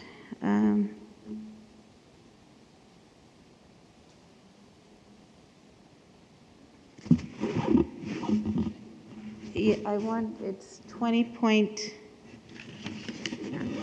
it's, You want everything except 20.5, I think. yes, 20.5.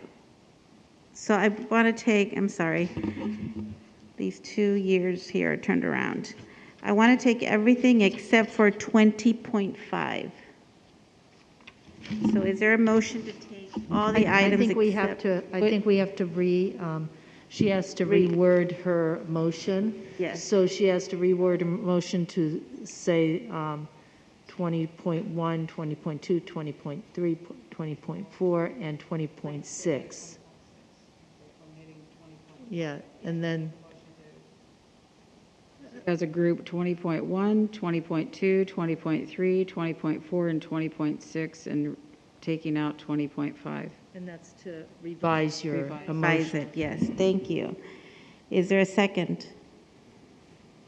Second, Trisha Pierce. Is there any discussion on these items? Hearing none, calls for the question. All those in favor say aye. Aye. All those opposed? Any abstentions? This carries 5-0. Now, I do want to look at, let's go to item 20.5. This is the first reading of the Desert Sands Unified School District 2023, 2024, and 2024-2025 school year calendars. Make a motion to accept. Open the discussion. Okay. Second? I'll second. Okay. Any discussion? I would like to discuss this. I know that Mr. Griffith had brought it up as he wanted some information, a committee or something to look into the start date. The fact that we're starting so early. I know that we had discussed, or we had all wanted to, I'm trying to remember what he specifically asked for, to actually consider any alternative schedules or anything like that, because I know we're starting earlier for the high school to finish the semester testing. Is that correct? I'm happy to address that. So probably it's been almost 15 years where we started to see the shift to completing the first half of the semester at winter break. And a big part of it has to do with high school calendar and finishing that and aligning that calendar to be more in conjunction with probably universities and colleges. There's athletics as well. But what Mr. Griffith had asked us to do was to have the calendar committee look at a potential staggered start. And so the idea would be that perhaps our secondary students come in at that early or mid-August start date, and then maybe we look at bringing in our elementary group 2 to 3 weeks later. And I think the idea behind it was, we've talked about the heat in the valley here during that time, which is pretty intense. And so when we met in our calendar committee consisting of administrators and teacher leaders, we met on 3 different occasions virtually, and we did just that from the first meeting. Was we looked at this staggered start as a potential option.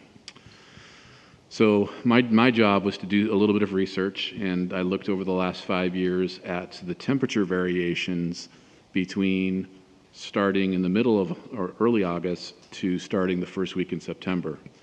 And so there is a little bit of a difference. It's about 3 degrees when you look at a variance of like 112 versus 115 degrees. And so the thought there that there probably wasn't a great deal of difference when we're talking about heat indexes that are that high. And at the back end, when we're talking about June and an earlier May, again, very high temperatures with a small variance, really about a 3, maybe a 4 degree difference. The other thing that came up were some practical concerns. There are many families that have older siblings whose primary responsibility is to watch kids before school and after school and make sure they get home okay. With our secondary kids starting early and ending earlier, that would leave our elementary students without potential supervision. And so that is a big onus on our families and our parents. The other piece that we looked at is we actually have bargaining unit members and teachers that we have many married educators in this district and many secondary elementary teachers, and to break that up would really seems as though it would be a really unfair piece as well.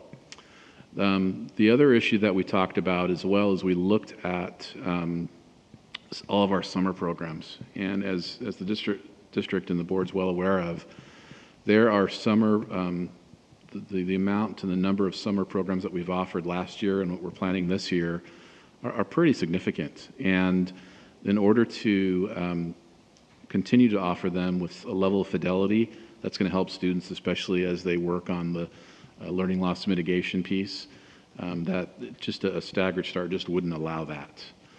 So for those reasons, the committee considered the staggered start and just felt it wouldn't be responsible.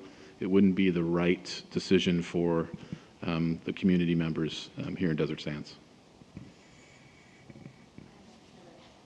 Committee did look at all the alternative scheduling and did take it into consideration. I do understand that it's just like 3 degrees unless you're out there at recess duty with the kids. I get that because I know it's hot in August, it's hot in June. However, in August, they're just coming in, they're not quite used to the heat yet, and it is humid. Whereas in June, they're already used to the heat, and it's just a different, it's a lovely heat, but it's hot, and it does make a difference. But I just wanted to really discuss that because it does get hot out there for those elementary. So maybe we as a district need to really look at what we can put in place for the elementary and the middle schools that are out there. Because I know high school, they're not out there at recess, so. Okay, thank you. You're welcome. All right, so is there a motion? I had a comment. I did, yeah, I have a comment too. We have comments. You talked about, I personally, and I know there's been talk about staggered starts for the different grade levels, different schools. I think that I don't think that it's an appropriate thing to do. I think school starts for everybody on the same day and school gets out. You mentioned teachers that may be teaching at different school sites. They also have children. So can you imagine that one is a elementary, the other one's a middle school, and then they have a high school student? I don't know when, I would be going crazy. I'd be pulling my hair out. I wouldn't know whether I was coming or going. So I will say this much, though. I've lived in the desert. Some of you have lived longer. I've lived out here for 43 years now, and it's dang hot in the summer. It's not even just a little hot. It's hot. And you may see it's 3 degrees of difference. No, it's just hot, hot, hot, hot, and humid now. And to have our kids in school longer during that time period seems to me wrong, because we're in a different climate that it's not conducive for that. I do think that part of the reason that we talked about starting earlier is because, again, the high schools, because of getting in there, making sure that they finish their semester or something, making sure tests, by the way, they aren't required to have an SAT anymore, so that's out the window. So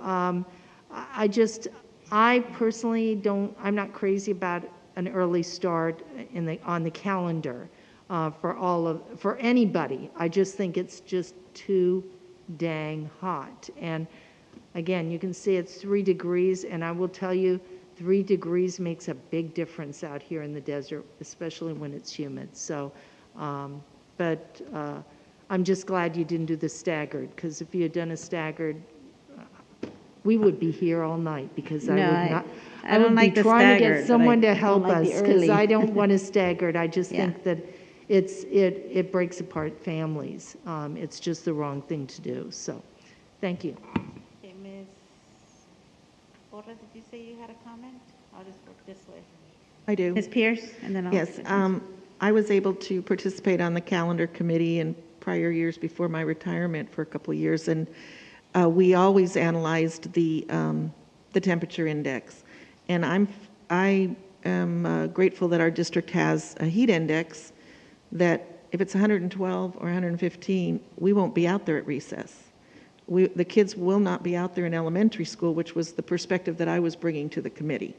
I do have the secondary students don't go out to recess, and their concern is where to have PE, and I still think that's a topic that needs to be addressed, and I don't even know the answer to that. But I know as far as in the recess that can be done within the multipurpose rooms, and that the school sites, and I was at a large site when every grade level had had a recess that was able to manage kids and within the multipurpose rooms, which are fairly small in all the schools, but it was able to manage the 150 kids in the multipurpose room, and it wouldn't be on top of each other. But it would not be for an activity, obviously, but it would be someplace to sit cool during a recess or to give breaks to the teachers for the restroom and things like that. So, and as far as the early start, I know that we also looked at, and I imagine this committee did too, is the starts of other schools in the area as far as, and you hate to say, well, CIF or sports, but to keep things on an even keel. And the most important also was they really wanted the high school to finish their semester one before the break, not have these kids be responsible to be studying and have that burden and not be able to enjoy the break because right when they get back, they had finals and it wasn't fair to them. So I'm in favor of where we are now. I mean, last year, I believe, did we start on the 18th last year, Dr. Vollmer? Well, it's all right. This is the 15th now. I mean, we're right in the middle. We know we live in a desert. It's super hot. Anything over 105 or 10 is like, it's hot. And we cannot control that where we live, but we do have to look in the future to facilities to manage this for the children's comfort and not just say, oh, well, we have nowhere to go for this. I mean, when I see committees getting together to plan future schools, I mean, this has to be looked at. And not because, well, this school could be planted here and in this environment. No, our schools require a different setup because of the heat. And I'm sure when you go back to the Northwest or the Northeast, they've got setups with interior hallways and things for the school mitigation. And I mean, the snow, dealing with snow and cold weather. So we really have to think about the comfort of the children and the safety with all the asthmatics and the air quality and the heat index. So that's something that we have to keep in mind for the future. But I'm in agreement that we're doing the best we can to satisfy all parameters at this time. Thank you, Ms. Gutierrez. I mean, as a cross-country runner, the heat does matter. Because, we spend all of our summer practicing in the morning for a reason. And then only when school starts do we start practicing in the heat. And it's obviously a clear difference. We go a little bit easier that week because of the intense heat and the potential issues that may come with it. So I think that idea of bringing facilities to have more comfort for students is very important. Because I remember even recess, I'd burn myself on the monkey bars, but it was at the end of the day, it's worth it. But we always have to consider, just the comfort of the students, especially in this type of heat. And it only seems like it's getting hotter, so we should probably consider something in the future. Thank you. Those monkey bars get hot. I just want to say one thing, that I was born and raised here, and people say, oh, then you must be used to the heat. No, you're not. You don't get used to the heat. So it has gotten hotter here, and what I was noticing on the calendar is even if we start early, graduation is still June 6th, so it's not like it's making a difference where they would be graduating in May or something, So, I mean, I agree with, my fellow board members too about facilities. I mean, we need to make sure that there's shade structure and places for our children to be protected from as much of the heat as possible, I know that there's only so much that we can do, but what we can do, we need to do to ensure that they are safe and shaded in certain areas. So anyway, I mean, when I was looking at the calendar, it's not that's why I was saying, I thought, well, if we start early, we get out early, but it's really not, it's not going to make that much of a difference. So anyway, but that being said, that's all I have to say about it. So thank you so much. Is there a motion to approve 20.5, first reading of the Desert Sands Unified School District 2023-2024 and 2024-2025 school year calendars? So moved, Wendy Jonathan. Is there a second? Second, Linda Porras. Linda Porras. No, separate. Any discussion, any further discussion? Okay, calls for the question. I think there was a live motion potentially before you called for the motion the second time. Did someone? Trisha and Wendy. so we'd have to go back Okay. to whatever that motion is. Oh, no, it was Linda. and I she did. asked- Oh, I It was motioned. Linda, and she just asked for information, opening it up I for just said to open it information. up for a discussion. But not I made a motion. See, where's Dawn when we need him? No, she made a motion to be able to discuss it. So Trina, to open for Trina's- discussion, but she did not So open Trina's for saying- approval. Yeah. No, no, I don't think Can she has make- to make can she comments make a during comment? public comment.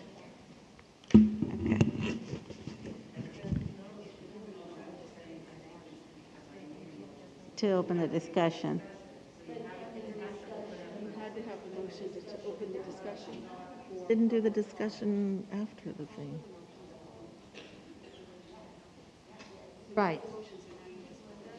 Right. And All then right, we then. have to call for the vote. So, all right, so then let me it's called- backtrack. But we Let's can't call open for for- the vote. All those in favor say aye. Aye. All those opposed? Any abstention? Motion carries 5-0.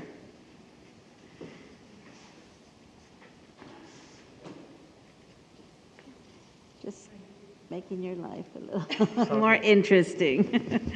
No, long I as you got it apologize. straightened out. We did. Moving, yeah, Dawn would have it. Okay, moving on to item 21, general function, student support services. There are 3 items in general function, student support services. Is there a motion to take items 21.1 to 21.3 as a group or individually? I make a motion to take those as a group. Trisha Pierce. Is there a second?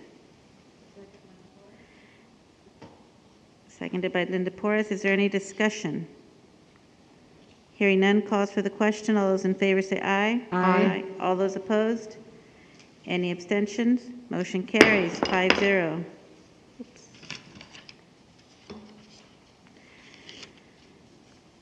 General functions, 22, superintendent.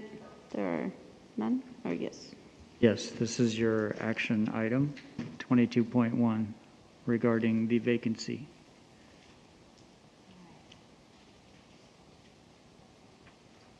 So item 22.1, appointment or election to fill board vacancy. Make a motion.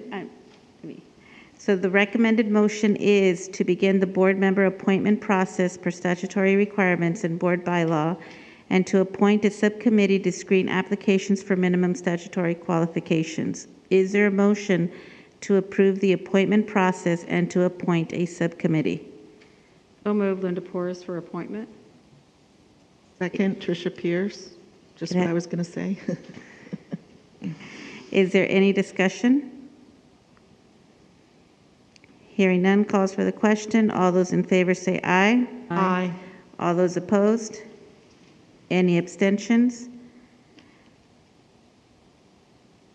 This motion carries 5-0. The president and vice president of the board will be on the subcommittee to screen applications for minimum statutory qualifications. For,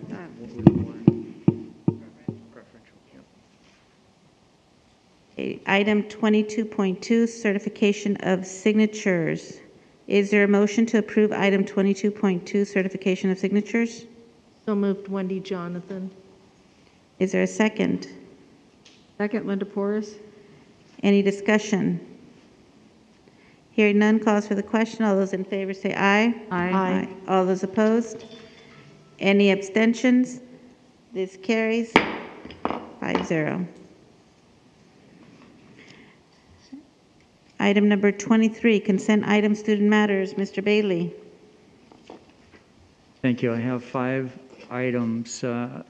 These items are related to closed session agenda item 3.1. Tonight in closed session, the board took action to approve the following student matters.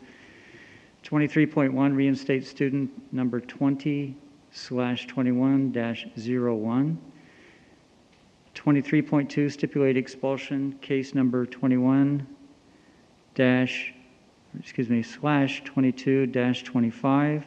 23.3, stipulate expulsion case number 21/22-26.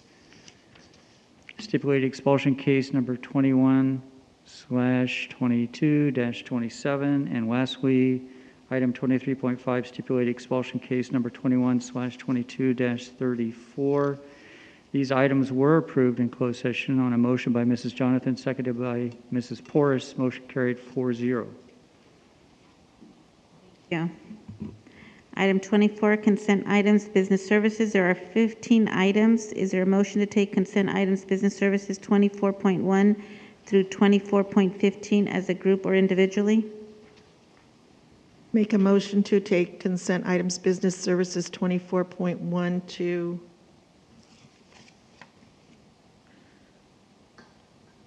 24.15 as a group.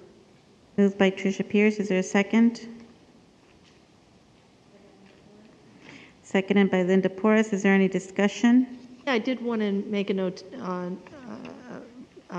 notice and commend the Desert Sands Educational Foundation under cash donations. Basically, they donated $40,000 to Indio High School, Palm Desert High School, La Quinta High School for their mock trial, and also for their AP and IB fees. So it's a wonderful thing that we have this foundation going, and obviously it's serving the purpose that we wanted it to. So great job. Any further discussion? I have a question.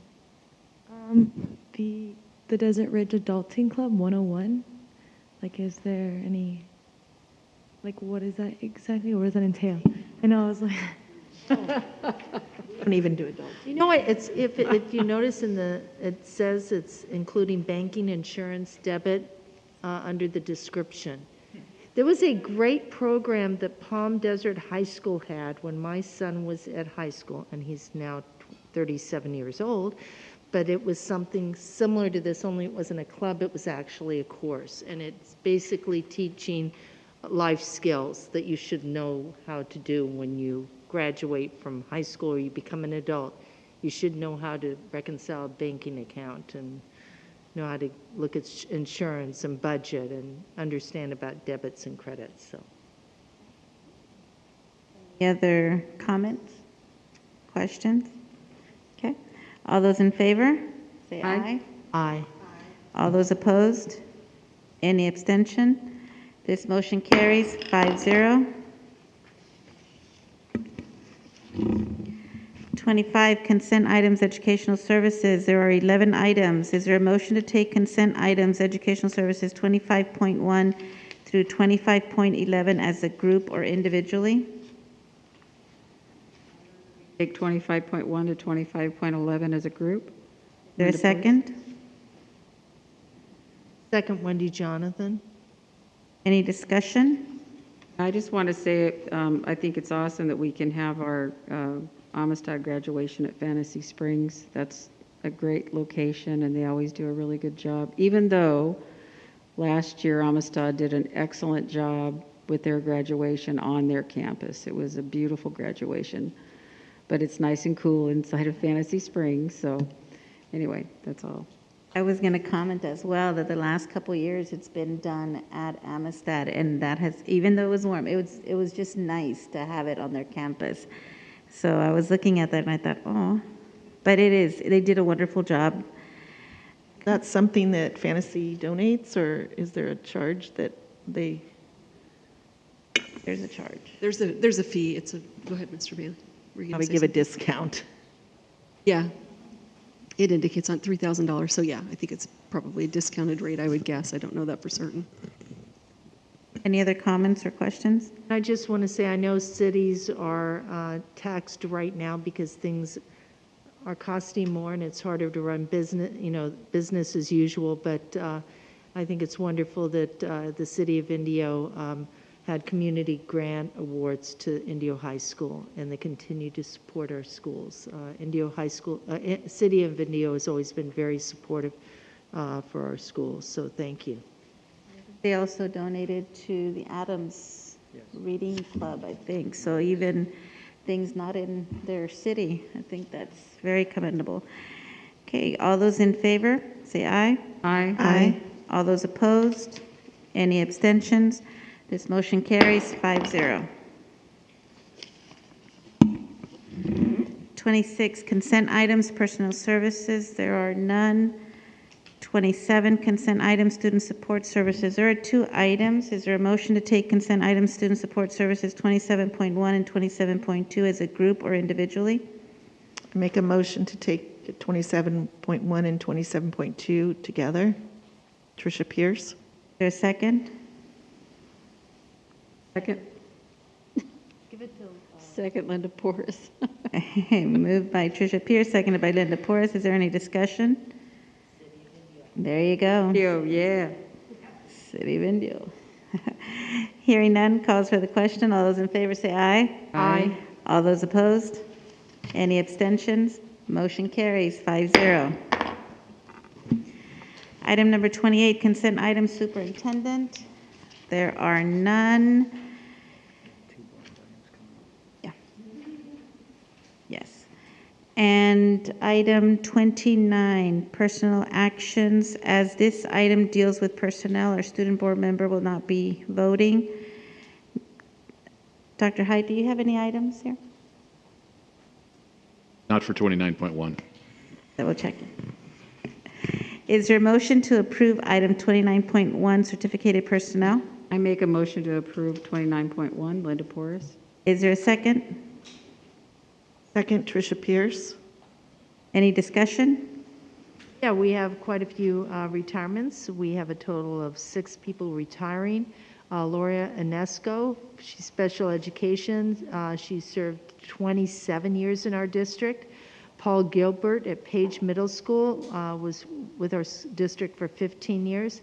Becky Hudson, Indio Middle School. She's served our school district 34 years. She'll be very much missed. Julianne Matlock, Kennedy Elementary School. She was there for 23 years. Lisa Masco, and she was at, is it Masco? Masco. She's at Washington Charter Elementary School, and she was there for 30 years. Wow, good for her. And Julie Schwab, and she was at Indio High School for 23 years, for a total of 152 years of service from these teachers. So thank you so much, and enjoy your retirement. Yes. Is there any other comments or discussion? I want to mention that I worked with Laura Inesco with different cases I've had through the years with my special ed students, and she's a wonderful resource, plus taking professional development from her.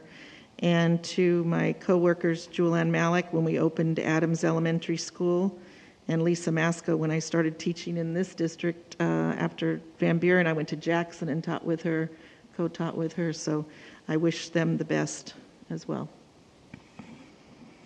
Any other comments? No.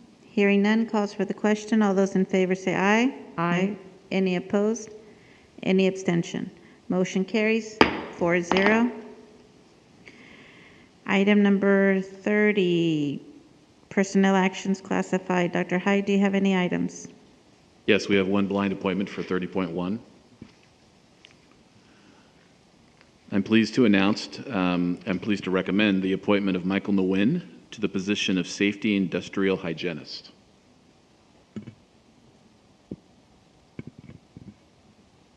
All right, again, as this item deals with personnel, our student board member will not be voting. Is there a motion to approve item 30.1, classified personnel? Is there a second? Second, Trisha Pierce. Moved by Linda Porras, seconded by Trisha Pierce. Is there any discussion? Yes, we have a total of 6 people again retiring from the classified. We have Ruby Bracamonte from the Central Kitchen, nutritional service assistant, retiring after 17 years. And I'm going to mention, because we have a few people from nutritional services, Francine Martinez from Central Kitchen, food preparation technician, retiring after 30 years, and Brenda Perez. She's at Monroe Elementary, but she's nutritional services specialist, retiring after 19 years. We're really going to hurt in our nutritional services. We need to be on that. We have Ramon Chacon from Shadow Hills High School, who's a groundskeeper, retiring after 15 years. Lorraine Hinosa from Indio High School. She's an accounting technician, retiring after 23 years. and Janice Wilson from Palm Desert High School, campus security agent, retiring after 29 years. I will miss Janice. I love Janice. She's like the sweetest, sweetest person, campus security person. And I'll miss seeing her, even though I haven't seen her smile, but behind the mask. So she's wonderful. And that's a total of 133 years from classified. So thank you again for all your service, all you've done, and enjoy your retirement. I want to say Jan Harper and I have known each other since kindergarten. And she is an amazing woman, beautiful friend, and I just wish her the best in her retirement. She is an awesome security person. Her mother, Betty Harper, Jan Harper is how I know her, but anyway, her mother Betty was campus security for Indio High School and retired. So anyway, I've just known the family my whole life, and they're just beautiful people, and I'm really going to look forward to just seeing her at Stater Brothers instead of, you know. So anyway, congratulations, Jan. Love you. Any other comments? Hearing none, calls for the question. All those in favor say aye. Aye. Any opposed? Any abstentions? Motion carries 4-0. Item 31, call out of closed session actions. Mr. Bailey? 3 items. We'll start with, as related to closed session, item 3.2. In closed session, the board took action to accept the resignation agreement for classified employee number 237735, patrol agent, under the terms of a settlement agreement. This motion was made by Mrs. Porras, seconded by Mrs. Pierce. Motion carried 4-0. Under closed session 3.2, in closed session, the board took action to accept the suspension of certificated employee number 52908, teacher, under the progressive disciplinary procedures. On a motion by Mrs. Jonathan, seconded by Mrs. Porras, this motion was carried 4-0. And lastly, under item 3.4, closed session, tonight the board took action to reject claim number 59661. On a motion by Mrs. Porras, seconded by Mrs. Jonathan, motion carried 4-0. Thank you. 32, suggestions for future agendas that receive at least 3 votes. Ms. Gutierrez, do you have any suggestions for future agendas? Maybe if in the future, maybe like, I guess, check-ins with each school instead of just like the oath and then the second presentation that we have. Maybe we can have like, I guess, quarterly check-ins with each school to just like demonstrate each of the unique things that each school offers. Are there 3 votes? Yes? Okay. And Ms. Pierce? I was coming back to my thing with the hot weather, you know, and the topic coming up every year for calendar. Just any kind of feasibility study or thinking outside the box, or any solutions to help with the heat that we have in the desert at the beginning and end of the year, as far as helping the middle and secondary schools and the elementary to, I mean, I have no idea what's out there or what other areas might do that are in similar climates, but just an idea about that. Back on that, that maybe I'm assuming we've done a facilities plan. Maybe we want to update that and include that, and maybe a priority for some in our feasibility, because it's going to have to require funds for changing to our facilities. Are there 3 votes? Oh, I'm sorry, Mr. Aquino. So to address that concern, we are bringing to the board, I believe it's February 15th, the outcome of the 5-year facilities master plan update. So you will hear from the architect some of the recommendations that were brought forth by the community. I believe shade structures are part of that.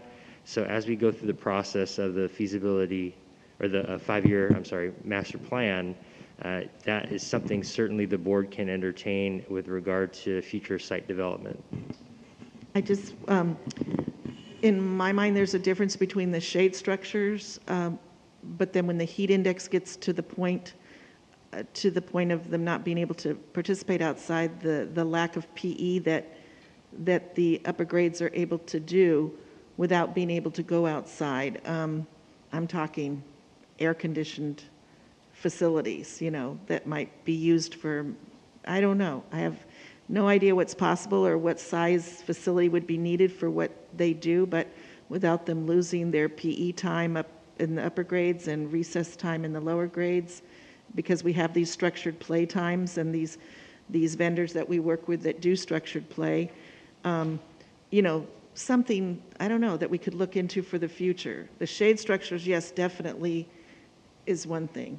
Yeah, and again, I'm piggybacking, maybe, as I said, with facilities, it might be that at a middle school that we put in a multi-purpose room or a gym for them.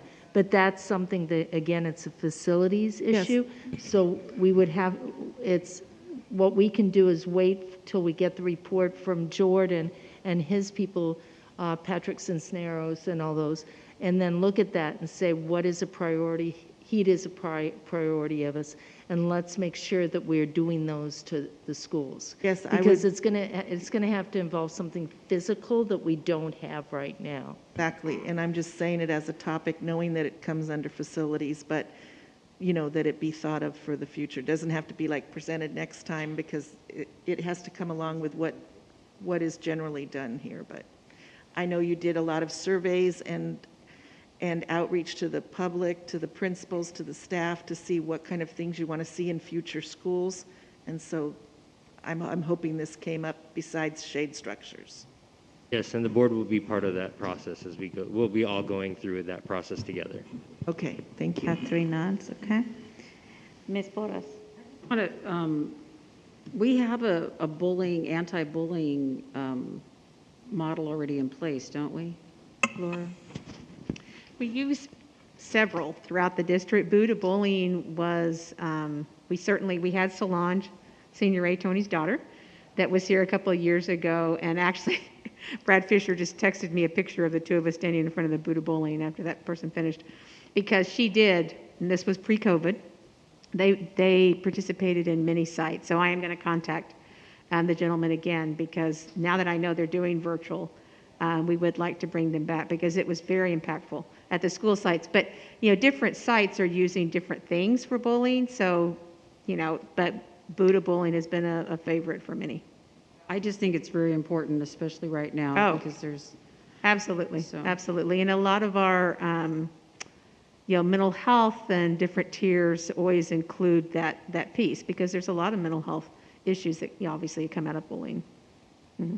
So Ms. Porras, what were you wanting to see on the agenda? I just wanted for us to revisit this if we need to. I mean, that's why I was asking. I wrote it down when he handed me the brochure. All right, thank you. Ms. Jonathan?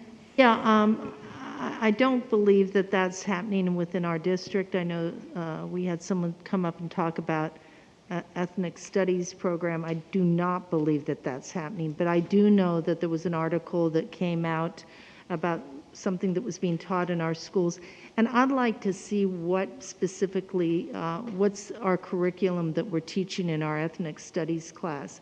I just want to be able to get a handle on it. I'm concerned that, and I know it wasn't an ethnic studies class that they were teaching this in, so obviously that's a different issue, but I just want to know about what's happening as far as that is concerned. Absolutely, and it actually is posted live on our website right now, all the different units of study that are being developed in collaboration across the district and with community members.